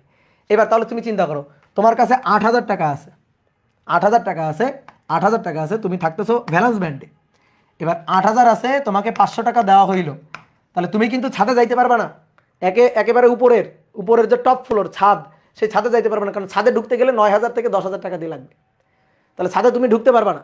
তাহলে তোমার আছে কত 8,500 টাকা, তোমাকে ছাদে ঢুকতে দেবে না। তাহলে এখন তুমি কোথায় থাকবা? তাহলে তুমি কোথায় থাকবা? তুমি তো 8,000 থেকে 500 টাকা বেশি পাইছো। তোমার এই যে এই তলাতে থাকতে গেলে তোমার লাগবে 7 থেকে 8,000 টাকা, তো তোমার কাছে আরও 500 টাকা বেশি আছে। তাহলে তুমি কোথায় থাকবা? বলো কোথায় থাকবা? তুমি কি সিঁড়িতে থাকবা? বলো সিঁড়িতে থাকা যায়? যে ভাই আমি সিঁড়িতে থাকবো, তাহলে তুমি সিঁড়িতে থাকবা না, সিঁড়িতে থাকার জায়গা নাই। তাহলে তোমার কাছে যদি, দেখো খেয়াল করো, তোমার কাছে যদি কারো কাছে যদি টাকা থাকে, মনে করো 8,000 থেকে 9,000, 8,000 থেকে 9,000, তাহলে সে কই থাকবে? তাহলে তার থাকতে হবে সিঁড়িতে, ছাদ এবং চতুর্থ তলা, ছাদ এবং চতুর্থ তলার মাঝখানে ধরো। তাহলে ছাদ এবং চতুর্থ তলার মাঝখানে কি আছে? সিঁড়ি। তো সিঁড়িতে থাকা পসিবল? সিঁড়িতে থাকা যায়? হয় প্রথম তলায় থাকো, নয়তো দ্বিতীয় তলায় থাকো, নয়তো তৃতীয় তলায় থাকো, নয়তো চতুর্থ তলায় থাকো, নয়তো ছাদে গিয়ে থাকো। তুমি তো 2 তলার মাঝখানে সিঁড়িতে থাকতে পারবা না। তো সিঁড়ির জায়গাটা থাকার জন্য নিষিদ্ধ। সিঁড়িতে মনে করো থাকলে তোমার সরাই দিবে, তাহলে সিঁড়িতে থাকা যাবে না, সিঁড়িটা ফরবিডেন, সিঁড়িটা থাকার জন্য নিষিদ্ধ। তাহলে এই এনার্জি যাদের আছে, এই এনার্জি যদি কারো থাকে, তাহলে সে ফরবিডেন ব্যান্ডে পড়ে গেছে, নিষিদ্ধ ব্যান্ডে পড়ে গেছে। তাহলে নিষিদ্ধ ব্যান্ডে ইলেকট্রন এক্সিস্ট করে না, ইলেকট্রন থাকতেই পারে না। ঠিক আছে, তাহলে দুইটা ব্যান্ডের মাঝখানের এই জায়গাটুকুতে ইলেকট্রন এক্সিস্ট করে না, এই জায়গাটুকু, এইটাই হচ্ছে নিষিদ্ধ ব্যান্ড। এখানে কোনো ইলেকট্রন থাকতে পারবে না, ইলেকট্রন এক্সিস্ট করতে পারবে না। কি এই কথা বুঝলাম? এই হচ্ছে ঘটনা। তাহলে মনে করো সাপোজ তুমি এই বিল্ডিং এর কোন তলায় থাকতে গেলে কত টাকা লাগে তুমি জানো। তো তোমাকে মনে করো এই বিল্ডিং থেকে একজন বের হইলো, একজন বের হয়ে তোমাকে বললো আমি এই বিল্ডিং এ থাকি। তো তুমি তাকে জিজ্ঞেস করলা তুমি কত টাকা ভাড়া দিয়ে থাকো। তো তখন ও তোমারে বললো যে আমি 8,700 টাকা ভাড়া দিয়ে থাকি, 8,700 টাকা ভাড়া দিয়ে থাকি। তখন তুমি কি বুঝবা? তুমি জানো যে এই বিল্ডিং এর কত তলায় থাকতে গেলে কত টাকা ভাড়া লাগে, সেটা তুমি জানো। এখন ও তোমাকে বিল্ডিং থেকে বের হয়ে বললো আমি এই বিল্ডিং এ থাকি, 8,700 টাকা ভাড়া দিয়ে থাকি। তাহলে তখন তুমি কি বুঝবা? তুমি বুঝবা যে ও হচ্ছে একটা চাপাবাজ, ও আসলে এই বিল্ডিং এ থাকে না, ও এই বিল্ডিং এ চুরি করতে ঢুকছে, ওই বিল্ডিং এ আসলে থাকে না। কারণ এই 8,500 মানে 8,700 টাকা দিয়ে এখানে থাকার কোনো জায়গা নাই। ঠিক আছে, ও তাহলে থাকেই না, তাহলে ও এক্সিস্টই করে না। তাহলে এ হচ্ছে ফরবিডেন, এ হচ্ছে চোর আর কি। হ্যাঁ, তাহলে এ থাকেই না, এই বিল্ডিংয়ে থাকে না। তাহলে কথাটা বোঝা গেছে? তাহলে ফরবিডেন ব্যান্ডটা কি? তাহলে ফরবিডেন ব্যান্ড হচ্ছে ভ্যালেন্স ব্যান্ড এবং কন্ডাকশন ব্যান্ডের মধ্যবর্তী যে অঞ্চল, মধ্যবর্তী যে শক্তি ব্যান্ড, সেটাকে বলা হচ্ছে নিষিদ্ধ ব্যান্ড বা ফরবিডেন ব্যান্ড। তাহলে যোজন ব্যান্ড ও পরিবহন ব্যান্ডের মাঝে, পরিবহন ব্যান্ডের মাঝে শক্তির যে ব্যবধি বা ব্যান্ড, মাঝে শক্তির যে ব্যবধি বা ব্যান্ড বিদ্যমান তাকে নিষিদ্ধ ব্যান্ড বা ফরবিডেন ব্যান্ড বলে, নিষিদ্ধ ব্যান্ড বলে। এই হচ্ছে আমাদের নিষিদ্ধ ব্যান্ডের কথাবার্তা। কি ক্লিয়ার? এবার আসো, দেখো অর্ধপরিবাহী বা সেমিকন্ডাক্টর, আমরা এই অর্ধপরিবাহী, পরিবাহী আর কুপরিবাহী, এটা আমরা ব্যান্ড থিওরির সাহায্যে বুঝবো। তাহলে অর্ধপরিবাহী, পরিবাহী এবং কুপরিবাহী বা অন্তরক, কুপরিবাহী বা অন্তরক ব্যান্ড থিওরির সাহায্যে ব্যাখ্যা, ব্যান্ড তত্ত্বের সাহায্যে ব্যাখ্যা। ঠিক আছে, তাহলে চলো আমি এখানে 3টা চিত্র আঁকবো, তুমি 3টা চিত্র দেখে বলবা আমারে কোনটা পরিবাহী, কোনটা অর্ধপরিবাহী, কোনটা কুপরিবাহী। এখানে আমি 3টা চিত্র আঁকতেছি, দেখে তুমি বলবা।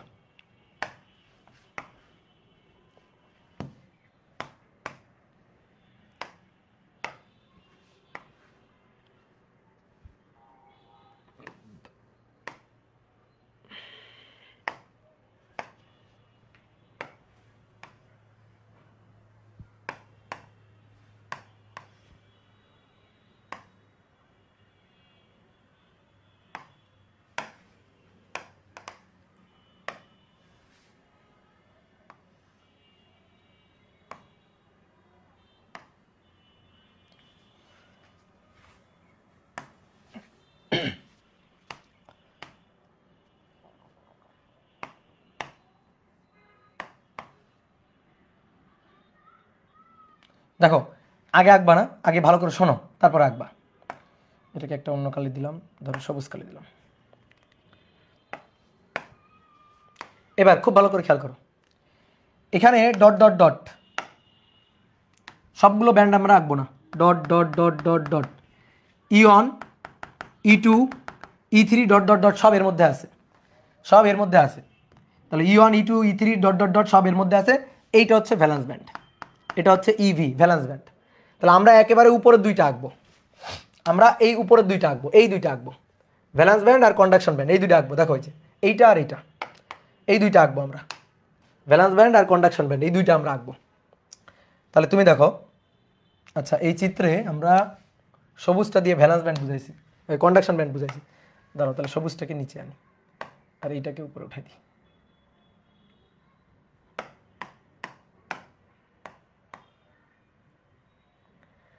তাহলে এটা হচ্ছে ভ্যালেন্স ব্যান্ড আর এটা হচ্ছে কন্ডাকশন ব্যান্ড, এটা হচ্ছে কন্ডাকশন ব্যান্ড। তাহলে এবার একটু ভালো করে খেয়াল করো, দেখো কন্ডাকশন ব্যান্ড আর ভ্যালেন্স ব্যান্ড পরস্পরের সাথে ওভারল্যাপ করে গেছে। দেখো ভালো করে দেখো, পরস্পরের সাথে ওভারল্যাপ করে যাচ্ছে। দেখো এই যে ওভারল্যাপ করে গেছে পরস্পরের সাথে সামান্য একটু জায়গায়, এই যে ওভারল্যাপ করে গেল। কতটুকু ওভারল্যাপ করলো আমি একটু দাগ দিয়ে দিই, এইটুকু ওভারল্যাপ করে গেছে। দেখো এই জায়গাটুকু, এই জায়গাটুকুতে ওভারল্যাপ করে গেছে। কন্ডাকশন ব্যান্ড এবং ভ্যালেন্স ব্যান্ড এই জায়গাটুকুতে পরস্পরের সাথে ওভারল্যাপ করে গেছে। ওকে, এবার আসো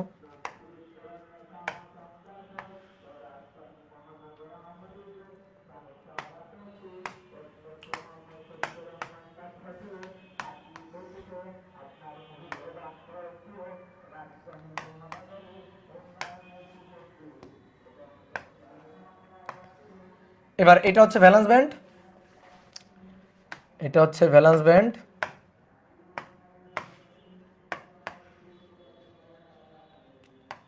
আর এটা হচ্ছে কন্ডাকশন ব্যান্ড, এটা হচ্ছে কন্ডাকশন ব্যান্ড।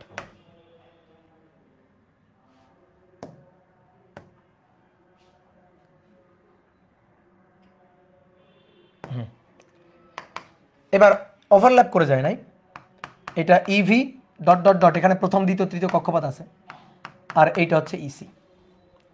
নেক্সট এই চিত্রটা আর একবার, এইবার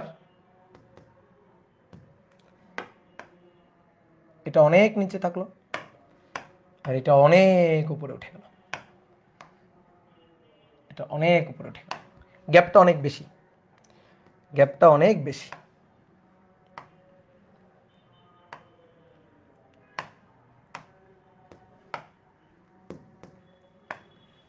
এটা হচ্ছে ইসি। এবার তুমি বলো, আমি তিনটা চিত্র আঁকছি, কোনটা, সরি এটা ইসি, হ্যাঁ। এবার এই তিনটার মধ্যে বলো কোনটা পরিবাহী, সুপরিবাহী, কোনটা অর্ধপরিবাহী, আর কোনটা কুপরিবাহী, বলো কোনটা সুপরিবাহী, কোনটা অর্ধপরিবাহী, কোনটা কুপরিবাহী। সুপরিবাহী কন্ডাক্টর, সেমিকন্ডাক্টর, ইনসুলেটর বা অন্তরক। এই তাহলে দেখো ওভারল্যাপ করে গেছে, ভ্যালেন্স ব্যান্ড এবং কন্ডাকশন ব্যান্ড পরস্পরের সাথে ওভারল্যাপ করে গেছে। তাহলে দেখো ভ্যালেন্স ব্যান্ডে ইলেকট্রন ছিল, কিছু ইলেকট্রন ছিল ভ্যালেন্স ব্যান্ডে। তাহলে ভ্যালেন্স ব্যান্ডের কিছু ইলেকট্রন ভালো করে খেয়াল করো, এই দেখো এই ইলেকট্রনগুলো ভ্যালেন্স ব্যান্ডে, এই ইলেকট্রনগুলো সব ভ্যালেন্স ব্যান্ডে ছিল। তাহলে ভ্যালেন্স ব্যান্ডে দেখো কিছু সংখ্যক ইলেকট্রন অলরেডি কিন্তু কন্ডাকশন ব্যান্ডে এক্সিস্ট করতেছে। ভ্যালেন্স ব্যান্ডের কিছু সংখ্যক ইলেকট্রন, এখানে ভ্যালেন্স ব্যান্ডে আমি কয়টা ইলেকট্রন আছি, এই যে এইটুকু হচ্ছে আমার ভ্যালেন্স ব্যান্ড। তাহলে যোজনী কক্ষপথে কয়টা ইলেকট্রন আছে, 1 2 3 4 5টা 6টা আমি আঁকছি। 6টার মধ্যে দেখো অলরেডি 2টা কিন্তু অলরেডি কন্ডাকশন ব্যান্ডে এক্সিস্ট করতেছে। আমার জোর করে কন্ডাকশন ব্যান্ডে নেওয়া লাগেনি, জোর করে নিই নাই। ধরো হিট টিট দিয়ে তাপ দিয়ে আমি এনার্জি গেইন করাই, তারপরে আমি কন্ডাকশন ব্যান্ডে ইলেকট্রনকে পাঠাইনি, ইলেকট্রন এমনিতেই কন্ডাকশন ব্যান্ডে চলে গেছে, অলরেডি কন্ডাকশন ব্যান্ডে এক্সিস্ট করতেছে, কারণ কন্ডাকশন ব্যান্ড আর ভ্যালেন্স ব্যান্ড পরস্পরের সাথে ওভারল্যাপ করে গেছে। তাহলে প্রশ্ন হচ্ছে এর কন্ডাকশন ব্যান্ডে ইলেকট্রন আছে এবং খুব বেশি ইলেকট্রনই আছে, ঠিক আছে। ধরো এই যে দুটো আছে মানে 2 লক্ষ আছে, তাহলে কন্ডাকশন ব্যান্ডে ইলেকট্রন এক্সিস্ট করতেছে খুব ভালোভাবে। তাহলে কন্ডাকশন ব্যান্ডে ইলেকট্রন আছে, কন্ডাকশন ব্যান্ডে প্রচুর মুক্ত ইলেকট্রন আছে, প্রচুর ইলেকট্রন এক্সিস্ট করতেছে, এক্সিস্ট করছে। ইলেকট্রন যেহেতু এক্সিস্ট করছে সো সে সুপরিবাহী, সুপরিবাহী অর্থাৎ কন্ডাক্টর। ওকে, সুপরিবাহী বা কন্ডাক্টর। এর ক্ষেত্রে দেখো E1 E2 E3 dot dot dot আছে, এটা ভ্যালেন্স ব্যান্ড, এটা কন্ডাকশন ব্যান্ড। ভ্যালেন্স ব্যান্ড এবং কন্ডাকশন ব্যান্ড পরস্পরের সাথে ওভারল্যাপ করে যায়নি, অর্থাৎ ইলেকট্রনগুলো নর্মালি ভ্যালেন্স ব্যান্ডে অবস্থান করতেছে, কিন্তু যে ইলেকট্রনগুলো ভ্যালেন্স ব্যান্ডে অবস্থান করতেছে তাদেরকে একটু ঠেলা দিয়ে কন্ডাকশন ব্যান্ডে পাঠানো সম্ভব, একটু ঠেলা দিয়ে, একটু এনার্জি দিয়ে কন্ডাকশন ব্যান্ডে পাঠানো সম্ভব। এর যে গ্যাপটা, এই এনার্জির যে গ্যাপটা, এই এনার্জির গ্যাপটা হচ্ছে 1.1 ইলেকট্রোভোল্টের, 1.1 ইলেকট্রোভোল্টের চেয়েও কম, খুবই সামান্য। এনার্জির যে গ্যাপটা, নিষিদ্ধ ব্যান্ডের এনার্জির যে গ্যাপটা, সেই গ্যাপটা হচ্ছে 1.1 ইলেকট্রোভোল্টের চেয়েও কম। যদি সিলিকন দিয়ে, অর্ধপরিবাহী যদি সিলিকন দিয়ে তৈরি করা হয়, তাহলে সিলিকন, অর্ধপরিবাহী সিলিকনের জন্য এই এনার্জি গ্যাপটা হবে, এনার্জি গ্যাপটা হবে 1.1 ইলেকট্রোভোল্ট। আর যদি জার্মেনিয়াম দিয়ে তৈরি করা হয়, জার্মেনিয়াম অর্ধপরিবাহীর কথা চিন্তা করি, নর্মালি সিলিকন আর জার্মেনিয়াম এগুলোই আমরা বেশি ব্যবহার করি অর্ধপরিবাহী হিসাবে, তাহলে সিলিকনের জন্য এনার্জি গ্যাপ হচ্ছে 1.1 ইলেকট্রোভোল্ট, আর জার্মেনিয়ামের জন্য এনার্জি গ্যাপটা হচ্ছে 0.7 ইলেকট্রোভোল্ট, 0.7 ইলেকট্রোভোল্ট, সামান্য। তাহলে এই ইলেকট্রনগুলোকে যদি কোনোভাবে একটু শক্তি দেওয়া যায়, নর্মালি কক্ষ তাপমাত্রা এরা অলরেডি শক্তি পেয়ে যায়, কক্ষ তাপমাত্রায় হিট এনার্জি দিয়ে, ঠিক আছে, তাহলে এই ইলেকট্রনগুলোকে কন্ডাকশন ব্যান্ডে মুভ করানো সম্ভব। এই ইলেকট্রনগুলোকে কন্ডাকশন ব্যান্ডে, কিছু কিছু ইলেকট্রনকে কন্ডাকশন ব্যান্ডে মুভ করানো সম্ভব। তাহলে কিছু কিছু ইলেকট্রন কন্ডাকশন ব্যান্ডে নেওয়া সম্ভব। এমনি কন্ডাকশন ব্যান্ডে ইলেকট্রন ছিল না, কিন্তু আমি কিছু পরিমাণ হিট টিট দিয়ে কন্ডাকশন ব্যান্ডে ইলেকট্রন পাঠাইতে পারি। তাহলে কন্ডাকশন ব্যান্ডে ইলেকট্রন আমি পাচ্ছি, কিন্তু আগে যেমন কন্ডাকশন ব্যান্ড আর ভ্যালেন্স ব্যান্ড পরস্পর ওভারল্যাপ করার কারণে কন্ডাকশন ব্যান্ডে প্রচুর পরিমাণে মুক্ত ইলেকট্রন এমনি এমনি এক্সিস্ট করতেছিল, এইবার কিন্তু সেটা আর হচ্ছে না। বাট তারপর আমি কিছু ইলেকট্রন কন্ডাকশন ব্যান্ডে পাচ্ছি। মানে এ ধরো যে গরিব ছিল, একে মনে করো কিছু টাকা পয়সা দিয়ে বড় লোক বানানো গেছে, বড় লোকের কাতারে পাঠানো গেছে, তাহলে এ তখন পরিবাহী হিসাবে কাজ করবে, এ তখন তড়িৎ পরিবহন করবে, তাহলে এটা তখন অর্ধ পরিবাহী হবে। এটার নাম হচ্ছে তখন অর্ধ পরিবাহী, ঠিক আছে, সেমিকন্ডাক্টর, সে অর্ধ পরিবাহীর মতো কাজ করবে। তাহলে ব্যান্ড থিওরি দিয়ে আমরা অর্ধপরিবাহী আর পরিবাহী বুঝলাম। এইবার আসো কুপরিবাহী, অন্তরক।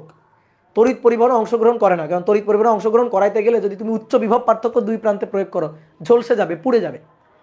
কারণ কি, এর এনার্জি গ্যাপ বিশাল, এর যে এনার্জি গ্যাপটা, এটা বিশাল energy gap, 6 to 15 electronvolt, 6 to 15 electronvolt, এটা হচ্ছে তাদের এনার্জি গ্যাপ, বিশাল এনার্জি গ্যাপ। তো তুমি এত বেশি এনার্জি দিয়ে ইলেকট্রনকে, যারা অলরেডি ভ্যালেন্স ব্যান্ডে এক্সিস্ট করে, সেই ইলেকট্রনকে ওইখানে পাঠানো ইম্পসিবল ব্যাপার, ঠিক আছে, ইলেকট্রনগুলোকে ওই ব্যান্ডে পাঠানো ইম্পসিবল ব্যাপার। এত বেশি এনার্জি দিতে হবে, সেই এনার্জি দিতে গেলে ও নিজেই পুড়ে যাবে। তো এই কারণে এই কক্ষপথ থেকে, ভ্যালেন্স ব্যান্ড থেকে কন্ডাকশন ব্যান্ডে ইলেকট্রন পাঠানো সম্ভব না, কাঠ কাগজ এগুলার ইলেকট্রন পাঠানো সম্ভব না। সুতরাং যেহেতু সম্ভব না, সেহেতু এ তড়িৎ পরিবহনে অংশগ্রহণ করে না, তাহলে তখন এটা হচ্ছে কুপরিবাহী বা অন্তরক, ঠিক আছে। মনে করো আমি গরিব মানুষ, এখন তুমি আমারে কত টাকা পয়সা দিবা তুমি আমার বিল গেটসের কাতারে পাঠানোর জন্য, বলো? আমি গরিব মানুষ, তা আমারে তুমি মানে এত টাকা পয়সা দেওয়া তো সম্ভব না, তুমি আমার এত টাকা পয়সা দিয়ে, এনার্জি দিয়ে তুমি তো বিল গেটসের কাতারে আবার পাঠিয়ে দিবা, হ্যাঁ, এটা তো সম্ভব না। তো সুতরাং সম্ভব না মানে তড়িৎ পরিবহনে অংশগ্রহণ করাও সম্ভব না, এই কারণে এটা তড়িৎ পরিবহনে অংশগ্রহণ করবে না, ঠিক আছে। তাহলে এটা হবে কুপরিবাহী, কুপরিবাহী। এত এনার্জি দিতে গেলে, মনে করো এত এনার্জি দিতে গেলে পুড়ে যাবে, ঝলসে যাবে, ঠিক আছে। তাহলে কুপরিবাহী বা ইনসুলেটর হবে, এটা ইনসুলেটর হবে, ইনসুলেটর হবে। ধরো আমি খুবই গরিব মানুষ, তুমি যদি আমাকে বিল গেটসের যত টাকা, অত টাকা যদি তুমি আমার দাও, তা আমি তো মনে করো যে হার্ট ফেল করে মানে একদিনে শেষ হয়ে যাবো, বুঝছো, তাই না? হ্যাঁ, বিল গেটস হচ্ছে সুপরিবাহী, ভালো বুঝছো, গুড। তাহলে এবার আসো, এবার আমরা অর্ধপরিবাহীকে দুই ভাগে ভাগ করতে পারি। অর্ধপরিবাহী, এই অর্ধপরিবাহীকে দুই ভাগে ভাগ করা যায়। এবার মূল পড়ায় যাচ্ছি আমরা। একটা হচ্ছে বিশুদ্ধ অর্ধপরিবাহী, যেটাকে বলা হয় অন্তর্জাত, অন্তর্জাত অর্ধপরিবাহী, অর্ধপরিবাহী। আর একটা হচ্ছে বহির্জাত অর্ধপরিবাহী, বহির্জাত অর্ধপরিবাহী। অন্তর্জাত মানে ইন্ট্রিনসিক, ইন্ট্রিনসিক সেমিকন্ডাক্টর। আর বহির্জাত মানে এক্সট্রিনসিক। ওকে, এবার সহজ ভাষায় বললে বিশুদ্ধ আর ভেজাল, বিশুদ্ধ অর্ধপরিবাহী আর ভেজাল অর্ধপরিবাহী। তো অর্ধপরিবাহী কি, ধরো সিলিকন, জার্মেনিয়াম, এগুলো হচ্ছে অর্ধপরিবাহী। তো এটা যদি বিশুদ্ধ সিলিকন থাকে তাহলে সেটা হচ্ছে অন্তর্জাত। আর ভেজাল মিশ্রিত, ধরো আমি সিলিকন জার্মেনিয়ামের সাথে পঞ্চযোজি ত্রিযোজি মৌল মিশালাম, ভেজাল মিশালাম, তাহলে ভেজাল মিশালে সেইগুলো হয় হচ্ছে বহির্জাত। এবার কথা হচ্ছে কেন আমরা বহির্জাত অর্ধপরিবাহী নিব? বহির্জাত অর্ধপরিবাহী এটা দরকার কেন? এটা তো ভেজাল, দূষিত ভেজাল, তো এটা কেন দরকার? মহৎ কাজের জন্য ভেজাল মিশানো জায়েজ, ঠিক আছে। এখন আমরা তড়িৎ পরিবহনে অংশগ্রহণ করাবো, সেমিকন্ডাক্টর সে কিন্তু তড়িৎ পরিবহনে বিশুদ্ধ অবস্থায় কক্ষ তাপমাত্রার নিচে সে তড়িৎ পরিবহনে অংশগ্রহণ করে না। বিশুদ্ধ অবস্থায় কেন তড়িৎ পরিবহনে অংশগ্রহণ করে না? 2 মার্কের প্রশ্নে আসতে পারে, বিশুদ্ধ অবস্থায় কেন তড়িৎ পরিবহনে অংশগ্রহণ করে না? তুমি সিলিকনের স্ট্রাকচার দেখো, সিলিকনের যে স্ট্রাকচার, তো চতুস্তলকীয় যে বন্ড স্ট্রাকচার, যে সমযোজী বন্ড স্ট্রাকচার সিলিকনের আছে, যে একটা সিলিকন 4টা সিলিকনের সাথে ইলেকট্রন শেয়ার করে সমযোজী বন্ড স্ট্রাকচারটা তৈরি করে, এটা হচ্ছে সিলিকনের বন্ড স্ট্রাকচার, যেটা হচ্ছে সিলিকনের বন্ড স্ট্রাকচার। ওকে, তাহলে এখানে এই যে ইলেকট্রনগুলোকে শেয়ার করতেছে, ইলেকট্রনগুলা শেয়ার করা হচ্ছে এখানে।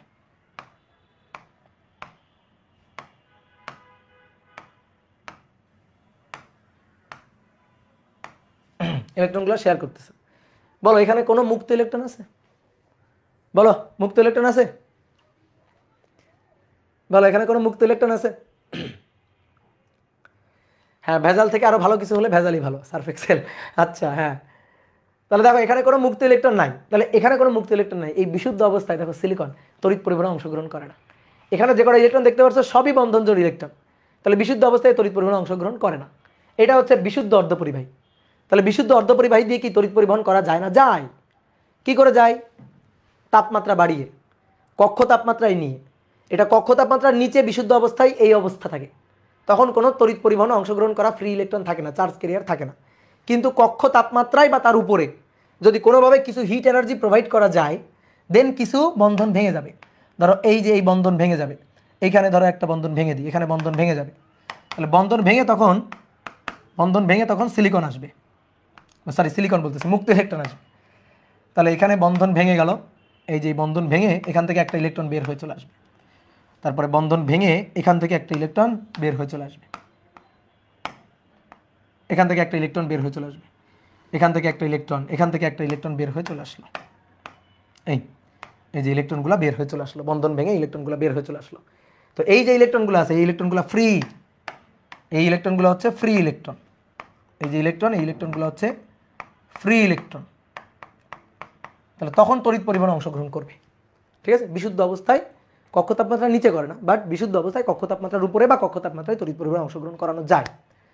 তো আমাদের দরকার, শোনো এবার খুব ভালো করে মনোযোগ দিয়ে শোনো, আমাদের দরকার হচ্ছে পরিবাহী দিয়ে তড়িৎ পরিবহন, আমাদের দরকার অর্ধপরিবাহী দিয়ে, সরি পরিবাহী না, অর্ধপরিবাহী দিয়ে আমাদের তড়িৎ পরিবহনটা দরকার।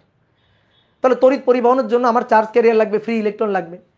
আমি মনে করো সেমিকন্ডাক্টর বেজ ইকুইপমেন্ট তৈরি করব, ধরো মোবাইল, ল্যাপটপ, যে সেমিকন্ডাক্টর যে বেজ ইকুইপমেন্ট যেগুলো আছে আর কি, ইলেকট্রনিক্স ইকুইপমেন্ট যেগুলো আছে, সেইগুলো তো মূলত ধরো যে ট্রানজিস্টর, তারপর বিভিন্ন ধরনের আইসি, বিভিন্ন ধরনের গেট গেট মানে লজিকগুলো যারা অপারেট করে, সেই সকল ইকুইপমেন্টগুলো তো এই সেমিকন্ডাক্টর দিয়েই তৈরি করা হয়, ঠিক আছে। এরকম বিভিন্ন জিনিস আছে, অপ অ্যাম্প আছে, তো এগুলো তো সেমিকন্ডাক্টর দিয়ে তৈরি করা হয়। এখন মনে করো যে সাপোজ মোবাইল বা ল্যাপটপের মধ্যে এই জিনিসগুলো আমার লাগবে, তা আমি এগুলো সেমিকন্ডাক্টর দিয়ে তৈরি করলাম, বিশুদ্ধ অর্ধপরিবাহী দিয়ে তৈরি করলাম। তো বিশুদ্ধ অর্ধপরিবাহী তো কক্ষ তাপমাত্রার নিচে তড়িৎ পরিবহন অংশগ্রহণ করে না। এখন তুমি মনে করো একটা কোম্পানি খুলে নিয়ে বসছো, তোমার কোম্পানির কাজ হচ্ছে এই সেমিকন্ডাক্টর বেজ ইকুইপমেন্টগুলো তৈরি করে বাইরের দেশে সাপ্লাই করা। এখন তুমি বাইরের দেশে সাপ্লাই করতেছো, ধরো সাইবেরিয়া, ফিনল্যান্ড, আইসল্যান্ড, এই সকল দেশে সাপ্লাই করতেছো। তো এই সকল দেশে আজীবন তো তাপমাত্রা কক্ষ তাপমাত্রার নিচেই থাকে। তাহলে তোমার এই সেমিকন্ডাক্টর তুমি যদি বিশুদ্ধ অর্ধপরিবাহী দিয়ে তৈরি করো, তাহলে এই সেমিকন্ডাক্টর কিন্তু কাজ করবে না, কারণ তড়িৎ পরিবহনে অংশগ্রহণ করার জন্য তো কক্ষ তাপমাত্রার উপরে যাওয়া লাগবে। তখন কি করা হবে? ওই যে মোবাইল, ল্যাপটপ বা বিভিন্ন ধরনের ইলেকট্রনিক্স যে ইকুইপমেন্টগুলো, ট্রানজিস্টর, অপ অ্যাম্প, হ্যাঁ এগুলো যা আছে এগুলো কি ওভেনে দিয়ে গরম টরম করে নিব, যে কক্ষ তাপমাত্রার উপরে নিব, তারপরে তড়িৎ পরিবহনে অংশগ্রহণ করলে তখন কাজ করা শুরু করবে। তাহলে দেখো এইটা হচ্ছে একটা সমস্যা, যে বিশুদ্ধ অর্ধপরিবাহী যেহেতু এর তড়িৎ পরিবহন ব্যাপারটা তাপমাত্রার উপর নির্ভর করতেছে, তো তাপমাত্রা তো সবসময় একই রকম থাকবে না, বিভিন্ন পরিবেশে বিভিন্ন জায়গায় তাপমাত্রা বিভিন্ন রকম থাকবে। তাহলে আমি যদি এইটাকে তাপমাত্রার এই ব্যাপারটাকে মাথায় রেখে নিয়ে তড়িৎ পরিবহনে অংশগ্রহণ করাই, তাহলে সেটা কিন্তু খুব বেশি ইফেক্টিভ হবে না, কার্যকরী হবে না। তাহলে আমাদের লাগবে টেম্পারেচার ডিপেন্ডেন্ট যেন এর তড়িৎ পরিবহন না হয়। টেম্পারেচার ভাই যা হবে হোক, টেম্পারেচার যা হবে হোক, আমি তড়িৎ পরিবহন কন্টিনিউয়াসভাবে পেতে চাই, যে কোনো সময় আমি তড়িৎ পরিবহন পাইতে চাই। পরিবেশের উপর বা টেম্পারেচার ডিপেন্ডেন্ট হয়ে তড়িৎ পরিবহন আমার দরকার নাই। তাহলে তখন আমার কি করতে হবে, এটা আমার বাদ দিয়ে দিতে হবে, এটা আমার হবে না, এটা দিয়ে আমার কাজ হবে না। তাহলে আমি তখন এটা বাদ দিয়ে তখন এই অন্তর্জাত অর্ধপরিবাহী, ঠিক আছে, ইন্ট্রিনসিক অর্ধপরিবাহী, এটা থেকে আমরা তখন বহির্জাত বা এক্সট্রিনসিক অর্ধপরিবাহীতে চলে যাব। এক্সট্রিনসিক অর্ধপরিবাহী হচ্ছে কি, আমি এই বিশুদ্ধ অর্ধপরিবাহীর মধ্যে ভেজাল হিসাবে ত্রিযোজী বা পঞ্চযোজী মৌল মিশাবো, ত্রিযোজী বা পঞ্চযোজী মৌল ইনজেক্ট করব। ইনজেক্ট করে ফেব্রিকেশনের মাধ্যমে আমি অর্ধপরিবাহী তৈরি করব। সেগুলা দিয়ে আমি খুব ভালো তড়িৎ পরিবহন পাবো। তো এটা দুই ধরনের হয়। আমি যদি ত্রিযোজী মৌল মিশাই তাহলে সেটাকে বলা হয় পি টাইপ অর্ধপরিবাহী, আর যদি পঞ্চযোজী মৌল মিশাই তাহলে সেটাকে বলা হয় এন টাইপ অর্ধপরিবাহী। তাহলে বহির্জাত অর্ধপরিবাহী দুই ধরনের হয়, একটা হয় হচ্ছে পি টাইপ অর্ধপরিবাহী, আর আরেকটা হচ্ছে এন টাইপ অর্ধপরিবাহী, এন টাইপ অর্ধপরিবাহী, ঠিক আছে, অর্ধপরিবাহী। ওকে, ক্লিয়ার? ঠিক আছে, এইবার আমরা এই পি টাইপ আর এন টাইপ অর্ধপরিবাহী নিয়ে আলোচনা করব। তো চলো, তাহলে প্রথমে এন টাইপ অর্ধপরিবাহী, আজকের পড়া কিন্তু অনেকক্ষণ, ঠিক আছে। এন টাইপ অর্ধপরিবাহী, যে মূল পড়া কিন্তু এখন শুরু হচ্ছে। আমরা এবার এন টাইপ অর্ধপরিবাহী তৈরি করব। তাহলে এন টাইপ অর্ধপরিবাহীর জন্য কি লাগবে, পঞ্চযোজী মৌল লাগবে। তাহলে ভেজাল হিসাবে পঞ্চযোজী মৌল মিশাবো, পঞ্চযোজী মৌল মিশাতে হবে ভেজাল হিসাবে, ঠিক আছে। এটা মিশানো মানে ধরো সিলিকন অর্ধপরিবাহী। তাহলে সিলিকনের একটা ক্রিস্টালের মধ্যে যে আমি মনে করো যে পঞ্চযোজী মৌল, ধরো পঞ্চযোজী মৌল আর্সেনিক, তারপরে পঞ্চযোজী মৌল ফসফরাস, এগুলা যে আমি ছড়াই দিব, হ্যাঁ এগুলো ছড়াই দিব, ব্যাপারটা এরকম না। মানে এটা কিন্তু রোবট দিয়ে এই ফেব্রিকেশনটা করা হয়, ঠিক আছে। নর্মালি বিভিন্ন ল্যাবে রোবট দিয়ে এই ফেব্রিকেশন প্রসেসটা করা হয়। এটা কিন্তু খুব সূক্ষ্ম একটা কাজ, এটা কিন্তু নর্মালভাবে করা যায় না। তাহলে ফেব্রিকেশন এই প্রসেসটা কিন্তু খুব জটিল প্রসেস, এবং ফেব্রিকেশনের জন্য কিন্তু প্রচুর পরিমাণ টাকা পয়সা খরচ করা লাগে, এটা নর্মাল প্রসেস না। এই ফেব্রিকেশনের মাধ্যমেই আমরা এই সেমিকন্ডাক্টর বেজ ইকুইপমেন্টগুলো তৈরি করতে পারি।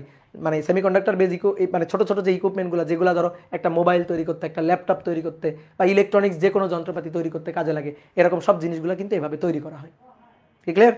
তাহলে আসো, পঞ্চযোজী মৌল মিশাইতে হবে। তাহলে পঞ্চযোজী কী কী মৌল আছে, ধরো আর্সেনিক, তারপরে হচ্ছে ফসফরাস, এই টাইপের পঞ্চযোজী মৌল আমরা মিশাবো। তাহলে তুমি এবার একটু খেয়াল করো, দেখো আমরা একটু স্ট্রাকচারটা আঁকি। তাহলে সিলিকন,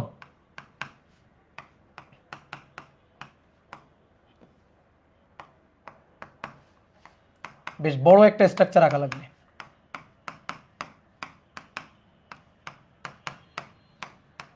পুরো পি টাইপ অর্ধপরিবাহীর খুঁটিনাটি সব ব্যাপার আমরা আলোচনা করব।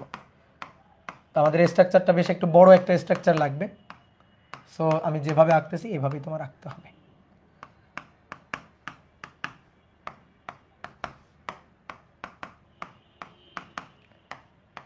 ঠিক আছে, এইবার দেখো আমি তো মুছে কিছু কিছু জায়গায় মুছে দিতে পারবো, এই কারণে তুমি আগে ভালো করে দেখো।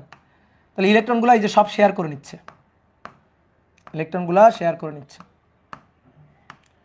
এটা বিশুদ্ধ অবস্থায় আছে। তাহলে বিশুদ্ধ অবস্থায় সব ইলেকট্রনগুলো বন্ধনজোড় ইলেকট্রন, কোনো ফ্রি ইলেকট্রন নেই। সো কন্ডাকশন ব্যান্ডে ইলেকট্রন নেই, কন্ডাকশন ব্যান্ডে ইলেকট্রন এক্সিস্ট করে না। সো এই অবস্থায় তড়িৎ পরিবহনে অংশগ্রহণ করবে না। বিশুদ্ধ অর্ধপরিবাহী কক্ষ তাপমাত্রার নিচে কখনোই তড়িৎ পরিবহনে অংশগ্রহণ করে না। তো এই হচ্ছে সেই স্ট্রাকচারটা। এবার আমি মনে করো এখনও ভেজাল মিশাইনি, এটাকে এখনও এক্সটেন্সিভ বানাইনি, বহির্জাত অর্ধপরিবাহী এখনও আমি বানাইনি। ওকে, তাহলে এবার আমি ধরো যে কক্ষ তাপমাত্রা, এটা নর্মালি কক্ষ তাপমাত্রার নিচে, এটা তো স্বাভাবিকভাবে ধরো বাংলাদেশে কক্ষ তাপমাত্রার উপরে, তাহলে বাংলাদেশে এর স্ট্রাকচারটা কি এরকম থাকবে না। বাংলাদেশের তাপমাত্রা কক্ষ তাপমাত্রার উপরে, স্বাভাবিক তাপমাত্রা। তাহলে যদি বাংলাদেশের প্রেক্ষাপটে এই চিত্রটা আঁকি, একেবারে বিশুদ্ধ অর্ধপরিবাহী চিত্রটা আঁকি, মানে কক্ষ তাপমাত্রার উপরে আঁকি, তাহলে তখন আমি দেখতে পারবো কিছু সংখ্যক ফ্রি ইলেকট্রন এখানে কিন্তু থাকবে, কিছু সংখ্যক ফ্রি ইলেকট্রন থাকবে। তাহলে ধরো এইখানে এই যে বন্ধনটা, এই বন্ধন ভেঙে, এই যে বন্ধন, এই বন্ধন ভেঙে একটা একটা করে ফ্রি ইলেকট্রন আসলো। তাহলে একটা ইলেকট্রন থাকলো, একটা ইলেকট্রন মুক্ত হয়ে চলে আসলো। তাহলে আমি সেই মুক্ত ইলেকট্রনটা একটু ফোকাস করি। এই যে এখান থেকে দেখো, এই যে এখান থেকে একটা ইলেকট্রন চলে আসছে, এইখান থেকে একটা ইলেকট্রন উঠে চলে আসছে। এই দেখো ইলেকট্রন উঠে চলে আসলো না, ইলেকট্রন যে জায়গা থেকে উঠে চলে আসছে এটা এখন ফ্রি। এই যেটা হচ্ছে এখন ফ্রি ইলেকট্রন, এটা এখন ফ্রি ইলেকট্রন, চার্জ ক্যারিয়ার। এই যে এটাও এখন ফ্রি ইলেকট্রন, তাহলে এই এখন চার্জ ক্যারিয়ার হিসাবে কাজ করবে। তাহলে দুটো ইলেকট্রন চলে আসছে, এই যে দুটো ইলেকট্রন চলে আসছে, দুটো ইলেকট্রন দ্যাট ইজ দুটো হোল। দুটো ইলেকট্রন হলে দুইটা হোল, দেখো এই একটা হোল, এই একটা হোল, এটা হচ্ছে হোল, এইটা হচ্ছে হোল। বলো হোল ফ্রি, হোল ফ্রি নাকি ফ্রি না? বলো হোল চার্জ ক্যারিয়ার নাকি চার্জ ক্যারিয়ার না? অবশ্যই চার্জ ক্যারিয়ার, কারণ এগুলো মুভ করতে পারবে। কিভাবে মুভ করবে, কিভাবে মুভ করবে তোমাকে আমি একটু এই যে হাইলাইটার পেন দিয়ে দেখাই। এখানে যে ইলেকট্রনটা আছে, এখানে যে ইলেকট্রনটা আছে, সেই ইলেকট্রনটা এখানে এসে বসে পড়বে। তাহলে এই ভ্যাকান্ট, এই ভ্যাকান্টটা চলে যাবে হচ্ছে এখানে, ভ্যাকান্টটা চলে যাবে এখানে। তারপরে এখানকার ইলেকট্রনটা যদি এখান থেকে এখানে গিয়ে বসে পড়ে, এখানে গিয়ে বসে পড়ে, তাহলে ভ্যাকান্টটা চলে যাবে তখন এখানে। এখানকার ইলেকট্রনটা যদি এখানে গিয়ে বসে পড়ে, ভ্যাকান্টটা চলে যাবে এখানে। তাহলে দেখো যে ভ্যাকান্ট বা হোলটা এখানে ছিল সেটা মুভ করতে করতে এখান থেকে এখানে, এখান থেকে এখানে, এখান থেকে এখানে চলে যাচ্ছে। তাহলে এটা কিন্তু মুভ করতেছে ফ্রি। তাহলে বলো এইখানে কোনো চার্জ ক্যারিয়ার আছে কিনা? আপাতত বলো চার্জ ক্যারিয়ার আছে কিনা এটাতে, এই স্ট্রাকচারে কোনো চার্জ ক্যারিয়ার আছে কিনা? ইয়েস আছে। কয় ধরনের চার্জ ক্যারিয়ার আছে ভালো করে বুঝবা। কয় ধরনের? দুই ধরনের চার্জ ক্যারিয়ার আছে, ইলেকট্রনও আছে, হোলও আছে। এবার বলো কয়টা ইলেকট্রন আছে, কয়টা হোল আছে? তুমি বলো কয়টা ইলেকট্রন, কয়টা হোল আছে? এখানে কয়টা ইলেকট্রন আছে? দুটো ইলেকট্রন আছে, ইলেকট্রন দুটো, এই যে ফ্রি ইলেকট্রন দুটো। আবার হোলও আছে দুইটা, হোলও আছে দুইটা। তাহলে পজিটিভ চার্জ ক্যারিয়ার, ভালো করে বুঝিও, positive charge carrier negative charge carrier কিন্তু সমান সমান আছে। পজিটিভ চার্জ ক্যারিয়ার আছে দুইটা, নেগেটিভ চার্জ ক্যারিয়ার আছে দুইটা। মানে এটাতে দেখো এইখানে দেখাই, এখানে এই যে দুইটা হোল বা ভ্যাকান্ট, দুইটা হোল বা ভ্যাকান্ট এবং দুইটা ফ্রি ইলেকট্রন। তাহলে আমি যদি বলি এখানে চার্জ ক্যারিয়ারের হিসাব যদি করি, তাহলে electron, free electron, free electron charge carrier এটা কয়টা? দুইটা। এই দুইটা মানে 2000 চিন্তা করবো, আমি তো দুটো দেখাইছি, 2,02,000 আছে। একটা সিলিকন ক্রিস্টাল এরকম দুইটা আছে মাত্র, 2 লক্ষ আছে, 2000 আছে। তো সাপোজ 2000 চিন্তা করো, তাহলে ফ্রি ইলেকট্রন 2000। তাহলে ফ্রি ইলেকট্রন যদি 2000 হয়, ফ্রি হোল, ফ্রি হোল, এই যে হোলটাকে আমি একটা এই যে গোল্লা চিহ্ন দিলাম, তাহলে এটা হচ্ছে 2000। তাহলে সেম সংখ্যক আছে।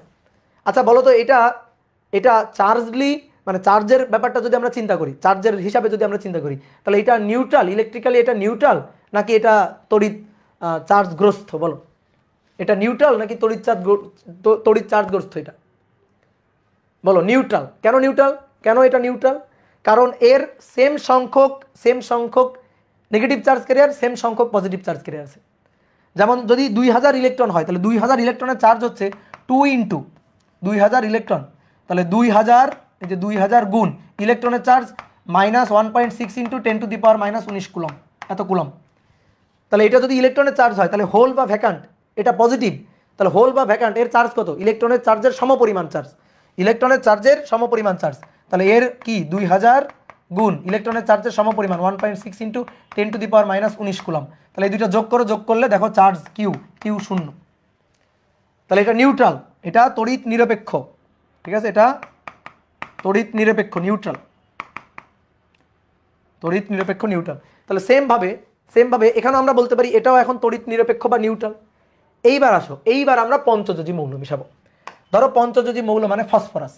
তো ধরো আমরা এখানে একটা ফসফরাস আর ধরো এখানে একটা ফসফরাস, এই দুই জায়গায় দুইটা ফসফরাস মিশাবো। তাহলে পঞ্চযোজী মৌল হিসাবে ফসফরাস ইনজেক্ট করলাম, এই যে এটা একটা ফসফরাস, এইটা একটা ফসফরাস ইনজেক্ট করলাম। ফসফরাসের লাস্ট কক্ষপথে ইলেকট্রন কয়টা? ফসফরাসের লাস্ট কক্ষপথে ইলেকট্রন কয়টা? লাস্ট কক্ষপথে ইলেকট্রন হচ্ছে, ফসফরাসের লাস্ট কক্ষপথে ইলেকট্রন হচ্ছে 5টা, পঞ্চযোজী। তাহলে লাস্ট কক্ষপথে ইলেকট্রন থাকবে কয়টা? 5টা, ঠিক আছে। যোজ্যতা কক্ষপথে, যোজনী কক্ষপথে 5টি ইলেকট্রন থাকবে, 5টি ইলেকট্রন। তাহলে 5টি ইলেকট্রন, 4টা তো শেয়ার করে নিল। দেখো এই ফসফরাস 4টা ইলেকট্রন শেয়ার করে নিল কিনা? 1টা 2টা 3টা 4টা ইলেকট্রন শেয়ার করে নিল। তাহলে বাকি কয়টা থাকলো? 1টা। তাহলে ওর লাস্ট কক্ষপথে টোটাল ইলেকট্রন কয়টা? এখন এই যে যখন আর কি, যে লাস্ট কক্ষপথে টোটাল ইলেকট্রন কয়টা? এইটা তো 2টা 4টা 5টা 6টা 7টা 8টা, আর একটা 9টা। তাহলে টোটাল কয়টা হলো? লাস্ট কক্ষপথের কয়টা হলো? 9টা। এবার 9টা হচ্ছে মরার উপর খাড়ার ঘায়ের মতো, এই 9টা ইলেকট্রন, এই 9টা ইলেকট্রন হচ্ছে মানে হুদাহুদি একটা বাড়তি আছে, 8টা দরকার, 8টা থাকলে সুস্থিতি। বলো কোনো একটা অ্যাটম সে সুস্থিত অবস্থা অর্জন করে কখন? যখন অষ্টক পূর্ণ হয় তখন সে সুস্থিত অবস্থা অর্জন করে। তো লাস্ট কক্ষপথে 9টা আছে, অষ্টক পূর্ণ হয়ে আরও একটা আছে, তাহলে ওই আরও একটা হচ্ছে বাড়তি, ওইটারেও কি করবে? ফেলে দিবে। বাড়তি জিনিস রেখে কি করবে? তখন ফসফরাস, ভালো করে খেয়াল করো, ফসফরাস কি করবে? তার যে লাস্ট কক্ষপথে একটা ইলেকট্রন আছে সেই ইলেকট্রনটাকে সে বাইরে বের করে দিবে, সেই ইলেকট্রনটাকে সে ফেলে দিবে, সে বাইরে ইলেকট্রনটাকে ফেলে দিবে, ইলেকট্রনটাকে সে বাইরে ছেড়ে দিবে, লাস্ট কক্ষপথে ধরে রাখবে না। তাহলে যখন ধরে রাখতেছে না, এ তখন কি হয়ে গেল? ছেড়ে দিল, ছেড়ে দিলে কি হয়ে গেল? ফ্রি হয়ে গেল। তাহলে ফ্রি হয়ে গেলে সে তো চার্জ ক্যারিয়ার, সে তো চার্জ ক্যারিয়ার হয়ে গেল, এ তো তখন চার্জ ক্যারিয়ার হিসাবে কাজ করবে, তাহলে একটা চার্জ ক্যারিয়ার পাওয়া গেল।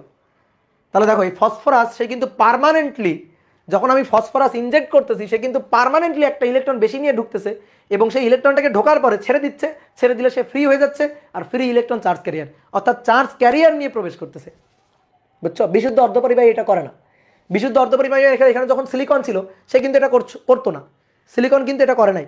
সিলিকনের লাস্ট কক্ষপথে 4টা ইলেকট্রন ছিল, সে 4টা ইলেকট্রনের সাথে বন্ধন শেয়ার করে নিছিল, ইলেকট্রন শেয়ার করে নিছিল, নিয়ে অষ্টক পূর্ণ করছিল। কিন্তু ফসফরাসের 5টা আছে, তাহলে অষ্টক পূর্ণ করার পরে একটা বাড়তি আছে, সেই একটা বাড়তিকে সে ধরে রাখবে না, ছেড়ে দিবে।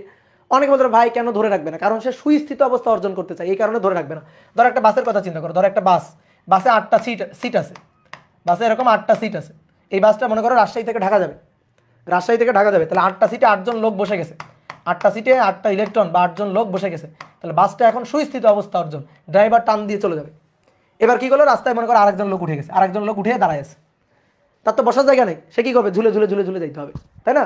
তাহলে সে বাসের মধ্যে দাঁড়ায় আছে। এবার এই বাসের মধ্যে দাঁড়ায় থাকা অন্যান্য যাত্রীদের জন্য অস্বস্তি, আবার ওর নিজের জন্য অস্বস্তি। ঝুলে ঝুলে যাওয়া যাবে, ঢাকা থেকে রাজশাহী যাবে বা রাজশাহী থেকে ঢাকা যাবে, তাহলে ওর জন্য একটা অস্বস্তি। তাহলে কি হবে? ও এখন এ কি করবে? ও তখন নেমে যাবে, বা ওকে তখন অন্যান্য যাত্রীরা ঠেলে নামাই দিবে, যে না এরকমভাবে যাওয়া যাবে না, এরকম লোক নিয়ে যাওয়া যাবে না, দাঁড়ানোর লোক নিয়ে যাওয়া যাবে না। তাহলে এই হচ্ছে অবস্থা। তাহলে সুস্থিত অবস্থা অর্জন করার জন্য, বাসটা সুস্থিত অবস্থা অর্জন করার জন্য কি করলো? একটা ইলেকট্রনকে ঠেলে ফেলে দিল। তাহলে ঠিক তেমনিভাবে 9টা আছে, অষ্টক পূর্ণ করে স্থিতিশীল অবস্থা অর্জনের জন্য 8টা দরকার, তাহলে একটা তখন ওই মরার উপর খাড়ার ঘায়ের মতো ওটা বের করে দিবে, ছেড়ে দিবে। ঠিক একইভাবে এই ফসফরাস একই কাজ করবে, এই ফসফরাসে একটা ইলেকট্রনকে মুক্ত করে দেবে। তাহলে লাস্ট কক্ষপথের একটা ইলেকট্রনকে মুক্ত করে দিল। ওকে, মুক্ত করে দেওয়ার পরে এবার খুব ভালো করে খেয়াল করো, যখন এই ইলেকট্রনটাকে ছেড়ে দিল, ইলেকট্রনটা কার সম্পত্তি ছিল? এই ইলেকট্রনটা কার কক্ষপথে ছিল? ফসফরাসের সম্পত্তি ছিল। ফসফরাস তার একটা ইলেকট্রনকে ছেড়ে দিচ্ছে, ছেড়ে দিলে এটা কিন্তু ফসফরাস অ্যাটম আর নাই, সে ফসফরাস আয়ন হয়ে গেছে। ইলেকট্রনকে ছেড়ে দিলে প্লাস আয়ন, পজিটিভ আয়ন হয়ে যাচ্ছে। তাহলে এই যে ফসফরাস ইলেকট্রন ছেড়ে দিয়ে কি আয়ন হয়ে যাচ্ছে? প্লাস আয়ন হয়ে যাচ্ছে, পজিটিভ আয়ন হয়ে যাচ্ছে। তাহলে ফসফরাস পি প্লাস, ওটা তখন আর পি নেই, এটা পি প্লাস হয়ে আছে, এটা পি প্লাস হয়ে গেছে, ইলেকট্রনটাকে ছেড়ে দিয়ে তার আয়ন হয়ে গেছে। কি ক্লিয়ার? তাহলে এইবার আসো, এইবার আমরা এখানে চার্জ ক্যারিয়ারের কথা হিসাব করব। দেখো এইবার কিন্তু কেন এটাকে বলা হচ্ছে এন টাইপ অর্ধপরিবাহী, এন টাইপ, এটা এন টাইপ অর্ধপরিবাহী এবং পার্মানেন্টলি এর চার্জ ক্যারিয়ার আছে, এবং এর 2 ধরনের চার্জ ক্যারিয়ার আছে। ভালো করে শুনিও কথাগুলো, 2 ধরনের চার্জ ক্যারিয়ার আছে। পজিটিভ চার্জ ক্যারিয়ার হোলও আছে, এই যে হোল আছে। আবার negative charge career electron, free electron, free electron, free electron, free electron আছে। ঠিক আছে? তাহলে তার এর 2 ধরনের চার্জ ক্যারিয়ার আছে। কিন্তু মেজরিটি চার্জ ক্যারিয়ার কোনটা? বলো মেজরিটি কোনটা? দেখো তো ফ্রি ইলেকট্রন কয়টা আছে? 1টা 2টা, ভালো করে শুনিও, 1টা 2টা 3টা 4টা ফ্রি ইলেকট্রন। তাহলে ফ্রি ইলেকট্রন 4টা, নেগেটিভ চার্জ ক্যারিয়ার 4টা, বাট হোল অর্থাৎ পজিটিভ চার্জ ক্যারিয়ার 2টো, এই একটা আর এই একটা, পজিটিভ চার্জ ক্যারিয়ার 2টা। এখন অনেকে মনে করতে পারে ভাই এটাও তো positive, P plus positive, P plus positive. এইবার শোনো, P plus positive ion, not charge carrier. এটা অ্যাটম মুভ করতে পারবে না, এই পি প্লাস দৌড়ায় এখানে যেতে পারবে না। তাহলে নেগেটিভ চার্জ ক্যারিয়ার বেশি আছে, বুঝছো? এইটা পি প্লাস, এটা charge, not charge carrier. Charge carrier হওয়ার জন্য কি করতে হবে? মুভ করে দৌড়ে আসতে হবে। এরা দৌড়াইতে পারে, এই পি প্লাস দৌড়াইতে পারবে, ওটা তো ফিক্সড অ্যাটম। তাহলে ফিক্সড অ্যাটম দৌড়াইতে পারবে না, তাহলে ওরা চার্জ ক্যারিয়ার না। কথা বুঝতে পারছো? এরা চার্জ ক্যারিয়ার না। তো এইবার আসো আমরা চার্জ এবং চার্জ ক্যারিয়ারের হিসাব করবো। আসো চার্জ এবং চার্জ ক্যারিয়ারের হিসাব করবো। তাহলে প্রথমে চার্জ ক্যারিয়ারের হিসাব করি, চার্জ বাহকের হিসাব করি। চার্জ বাহক, আদান বাহক, এটার আমরা হিসাব করব। দেখি তো এটার হিসাব করে। তাহলে চার্জ বাহক, তাহলে আসো প্রথমে negative type charge carrier. Negative type charge carrier হচ্ছে ফ্রি ইলেকট্রন, তাহলে ফ্রি ইলেকট্রনের সংখ্যা কয়টা? গুণি একটা দুটো তিনটা চারটা, তাহলে ফ্রি ইলেকট্রন 4000। ঠিক আছে, আগে থেকে দেখো ফ্রি ইলেকট্রন ছিল একটা দুটো, তাহলে আগে থেকে 2000 ছিল, আবার পরে আরও দুটো, এই ফসফরাসের জন্য আরও দুটো, তাহলে 2000 2000, তাহলে 2 যোগ 2, তাহলে টোটাল হচ্ছে 4000। 2 যোগ 2, তাহলে টোটাল হচ্ছে 4000। ঠিক আছে, এটা হচ্ছে ফ্রি ইলেকট্রন। এবার positive type charge carrier, free hole, এটা কয়টা? ফ্রি হোল একটা দুইটা, আর কি হোল আছে? না, এগুলা হোল না, এগুলা positive ion, not charge carrier. তাহলে এটা হচ্ছে অনলি 2000, তাহলে 2000। কথা বোঝা গেছে? এইবার তাহলে বেশি চার্জ ক্যারিয়ার কার? কোনটা বেশি? ইলেকট্রন বেশি না হোল বেশি? বলো, এখান থেকে বলো কোনটা বেশি। তাহলে number of negative type charge carrier, অর্থাৎ electron, number of electron is greater than number of hole. তাহলে number of negative type charge carrier is greater than number of positive type charge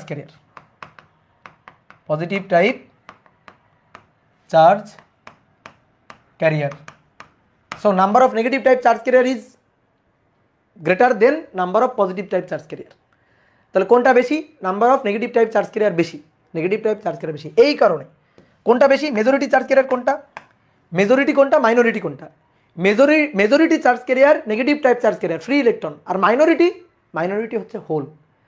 positive type charge carrier আছে মাত্র 2000, আর negative type charge carrier আছে তার দ্বিগুণ 4000। তাহলে কারা সংখ্যা গুরু? ইলেকট্রন, ফ্রি ইলেকট্রন, অর্থাৎ নেগেটিভ টাইপ চার্জ ক্যারিয়ার সংখ্যা গুরু। এই কারণে সংখ্যা গুরু টাইপটা নেগেটিভ, এই কারণে তাদের প্রাধান্য দিয়েই নামকরণ করা হয়েছে নেগেটিভ টাইপ চার্জ ক্যারিয়ার। এই কারণে এর নাম হচ্ছে এন টাইপ অর্ধপরিবাহী। বুঝলা? এন টাইপ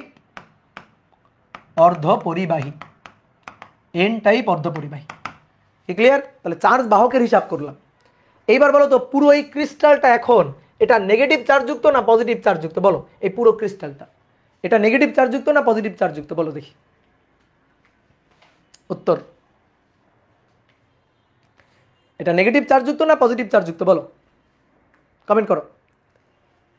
অনেকে বলতেছে নেগেটিভ চার্জযুক্ত না, নিউট্রাল। এটা নিউট্রাল না, নেগেটিভ চার্জযুক্ত না, neutral. Negative type charge carrier বেশি, বাট এটা নিউট্রাল। সমান পজিটিভ চার্জ, সমান নেগেটিভ চার্জ আছে। এই কারণে আমি তোমার চার্জ আর চার্জ ক্যারিয়ারের মধ্যে পার্থক্যটা খুব ভালো করে শিখাইছি। এবার আসো আমরা চার্জের হিসাব করব। এখন তো চার্জ বাহকের হিসাব করলাম, এবার চার্জের হিসাব করব। তাহলে আসো চার্জের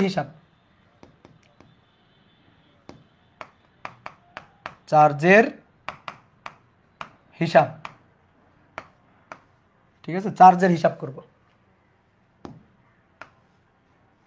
ওকে, তাহলে ভালো করে খেয়াল করো। চার্জ, হোল হচ্ছে পজিটিভ চার্জ, ইলেকট্রন হচ্ছে নেগেটিভ চার্জ।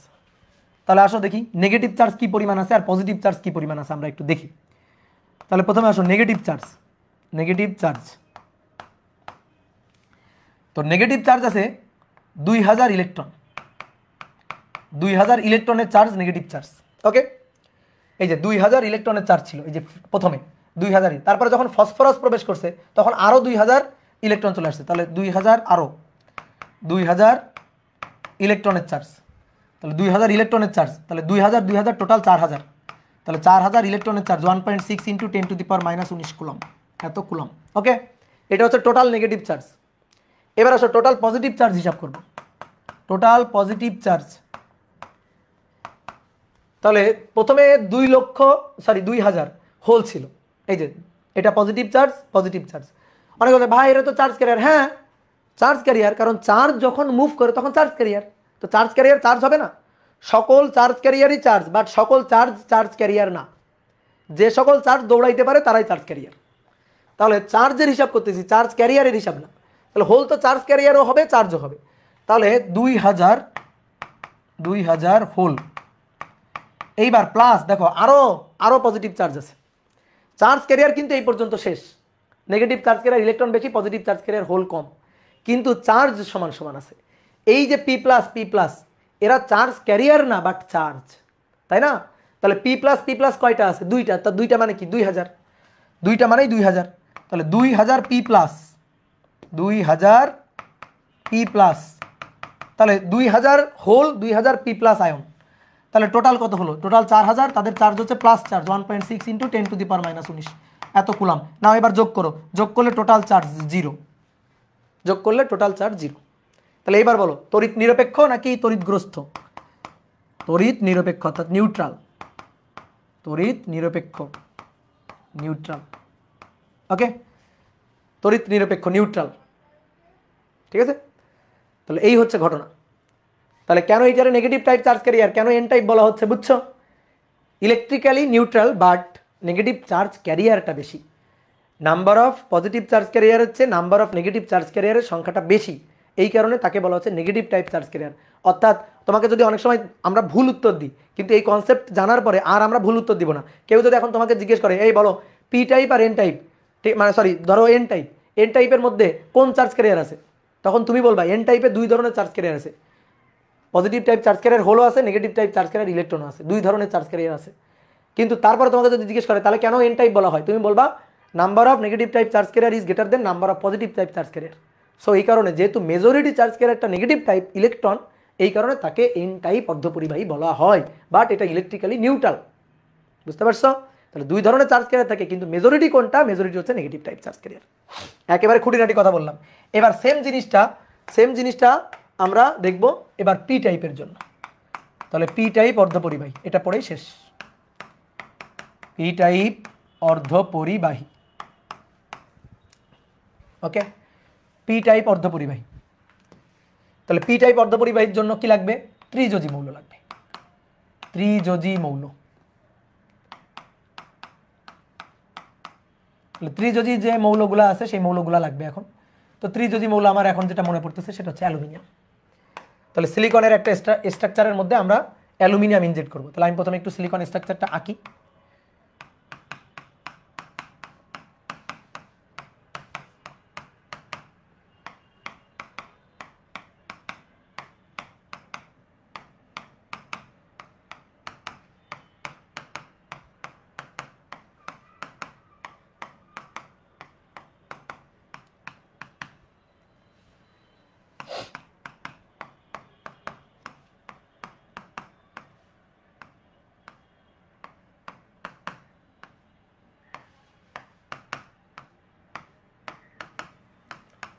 সিলিকনের একটা স্ট্রাকচার আমরা আঁকলাম, ওকে, সিলিকনের একটা স্ট্রাকচার আঁকলাম।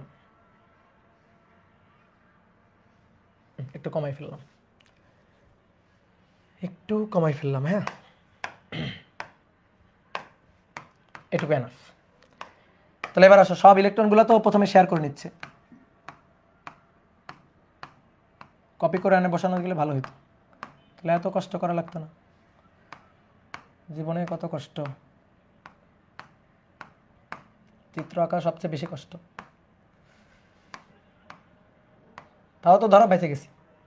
অফলাইনে যদি পড়াইতে হইতো 11টা ব্যাচে এই চিত্র যদি 11 বার আঁকা লাগে, বলো কারো মাথা ঠিক থাকে?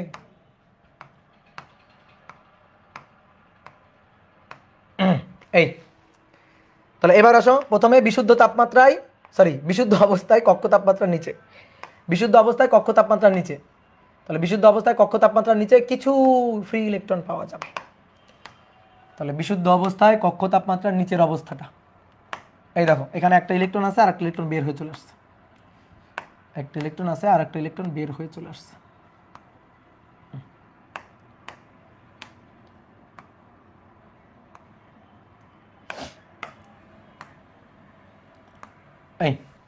এই যে এই দুটো হচ্ছে ফ্রি ইলেকট্রন, বুঝলা? ফ্রি, কিন্তু ফ্রি ইলেকট্রন, এটাও এই যে ফ্রি ইলেকট্রন।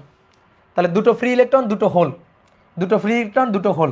তাহলে ইলেকট্রিক্যালি নিউট্রাল এবং সমান সংখ্যক পজিটিভ চার্জ ক্যারিয়ার, সমান সংখ্যক নেগেটিভ চার্জ ক্যারিয়ার আছে আপাতত। এইবার আমি অ্যালুমিনিয়াম ইনজেক্ট করব, ফেব্রিকেশন প্রসেসে টাকা পয়সা খরচ করে অ্যালুমিনিয়াম ইনজেক্ট করব।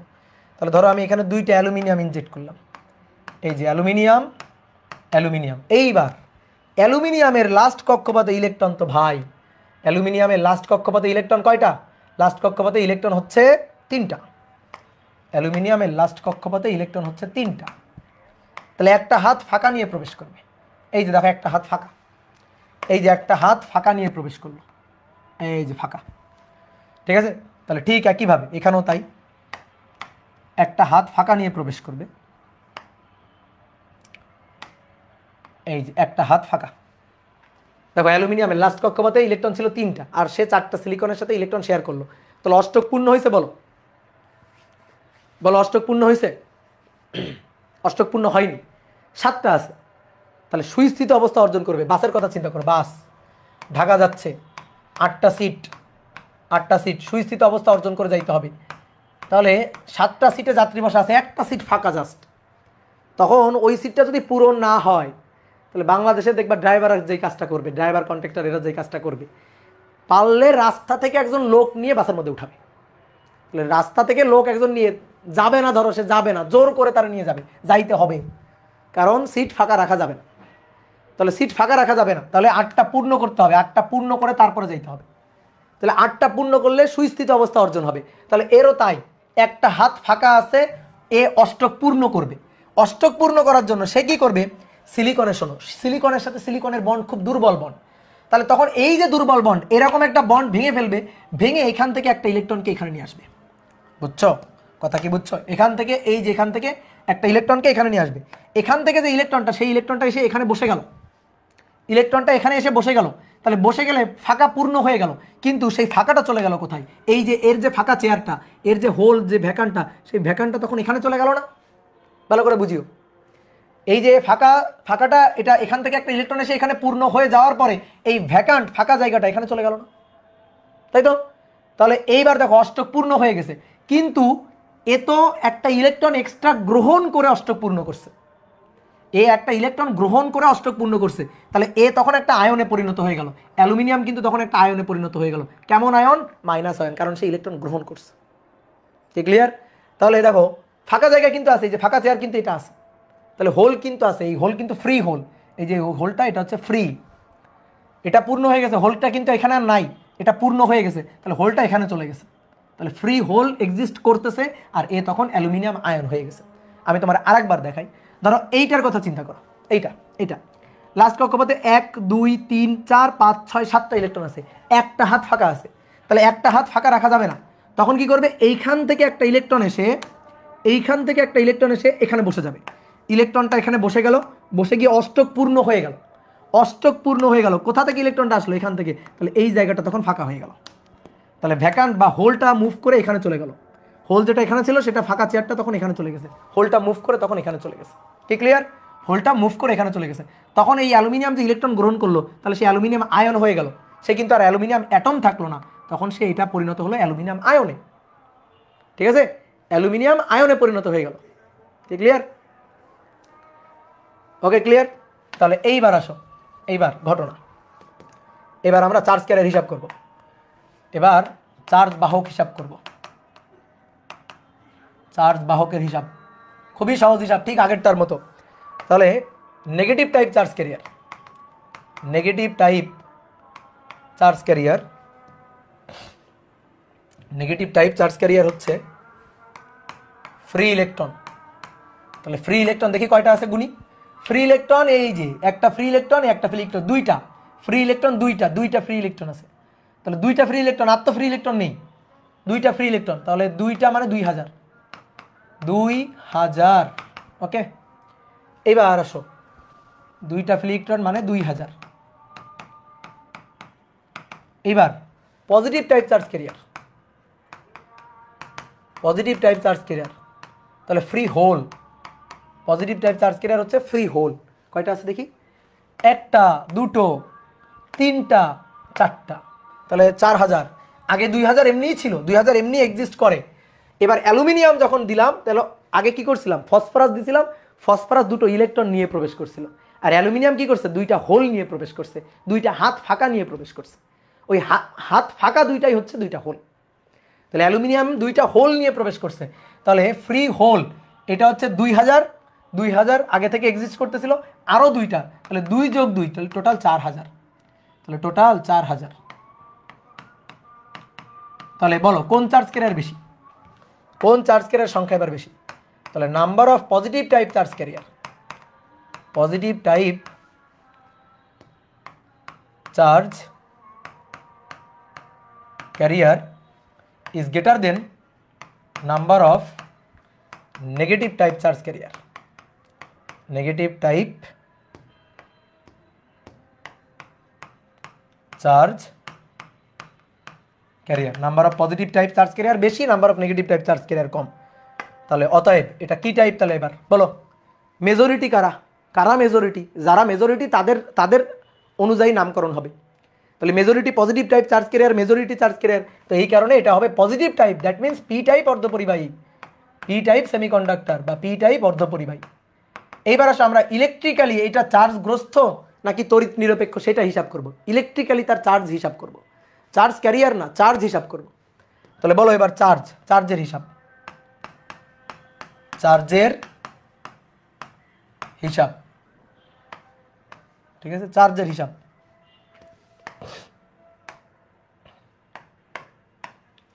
তাহলে আসো চার্জের হিসাব করব। তাহলে চার্জের হিসাব কীভাবে লিখছিলাম? নেগেটিভ চার্জ, হ্যাঁ। তাহলে নেগেটিভ চার্জ, আসো নেগেটিভ চার্জ, তাহলে নেগেটিভ CHARGE, নেগেটিভ চার্জ হচ্ছে জাস্ট 2 লক্ষ ফ্রি ইলেকট্রন। তাহলে 2 লক্ষ বা 2000 ফ্রি ইলেকট্রন।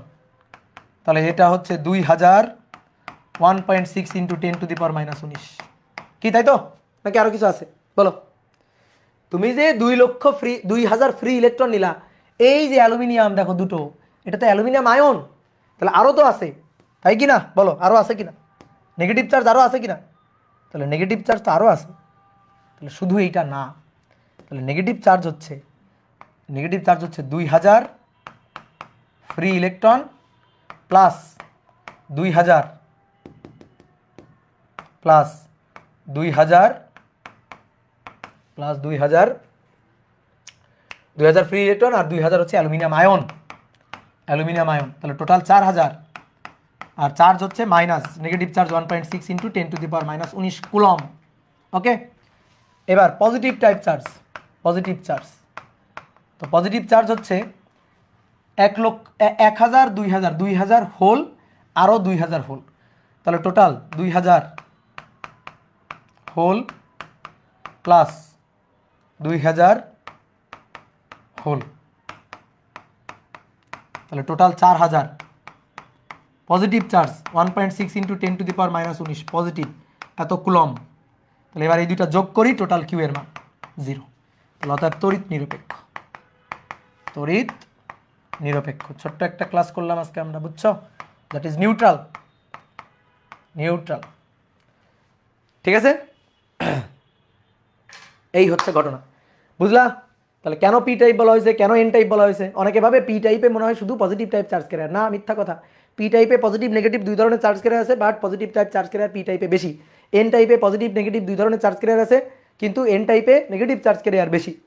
এবার আমরা কন্টিনিউয়াস তড়িৎ পরিবহনের জন্য আমরা কি করব? আমরা পরের দিন পাশাপাশি পি টাইপ আর এন টাইপ দুইটাকে পাশাপাশি রেখে একটা ডায়োড তৈরি করব, পিএন জাংশন ডায়োড তৈরি করব, ঠিক আছে। পি টাইপ আর এন টাইপকে পাশাপাশি রাখবো, এটা মনে করো পি টাইপ আর এটা হচ্ছে এন টাইপ, পাশাপাশি রাখবো একটা সিলিকন স্ট্রাকচারে। একটা অংশে পি টাইপে ডোপিং করব, একটা অংশে এন টাইপে ডোপিং করব।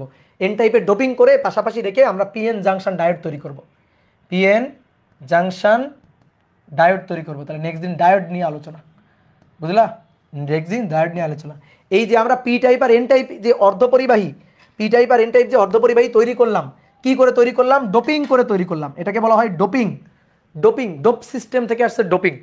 ওই যে দেখবা অনেক সময় ওই যে ড্রাইভ মানে হাইওয়েতে অনেক সময় হচ্ছে ডোপ টেস্ট করে, গাড়ির ড্রাইভারদের হচ্ছে ডোপ টেস্ট করে পুলিশে, যে অ্যালকোহল বা মনে করো যে কিছু হাবিজাবি খেয়ে গাড়ি চালাচ্ছে কিনা, এই জিনিসটা টেস্ট করে। তো টেস্ট করার জন্য ওই যে ডোপ টেস্ট করা হয়। তো ডোপ টেস্ট মানে ভেজাল টেস্ট, ডোপ টেস্ট মানে ভেজাল টেস্ট, ঠিক আছে। তো এই ভেজাল টেস্ট করার যে সিস্টেম সেটা হচ্ছে ডোপ টেস্ট, সেখান থেকে আসছে ডোপিং।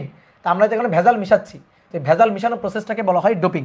তাহলে বিশুদ্ধ অর্ধপরিবাহীতে তড়িৎ পরিবহনের জন্য বিশুদ্ধ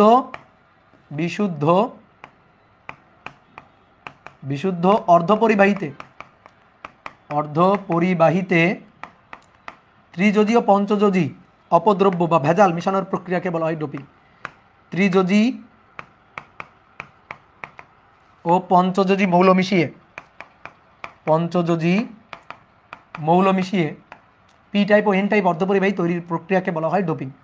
মৌল মিশানো এই জিনিসটাকেই বলা হয় ডোপিং করা। আমরা আসলে ডোপিং করছি, ভেজাল মিশাইছি।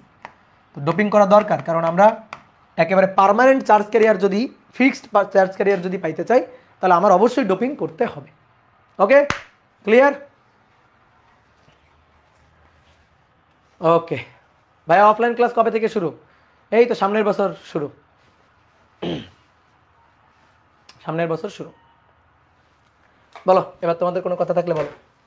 ঠিক আছে, অনলাইনের দুটো ক্লাস, অনলাইনের একটা ক্লাস মিন্স অফলাইনের দুটো ক্লাস। ভাই ক্লাসগুলো আগে করেছি, হ্যাঁ আগে করলে তো খুবই ভালো, আগে করলে তো খুবই ভালো।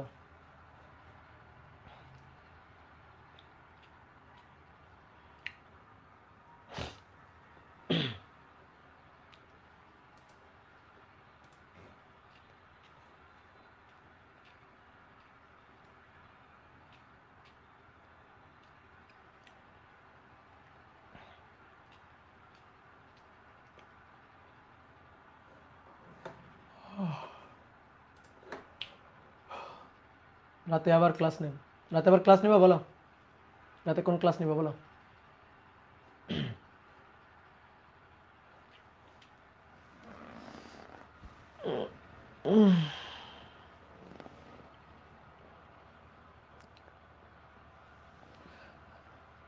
ভাই আপনি ভোটার হয়েছেন? হ্যাঁ ভোটার হয়েছি, ভোটার হয়েছি, কিন্তু ভোট দিতে পারি না, মানে ভোট দিই নাই।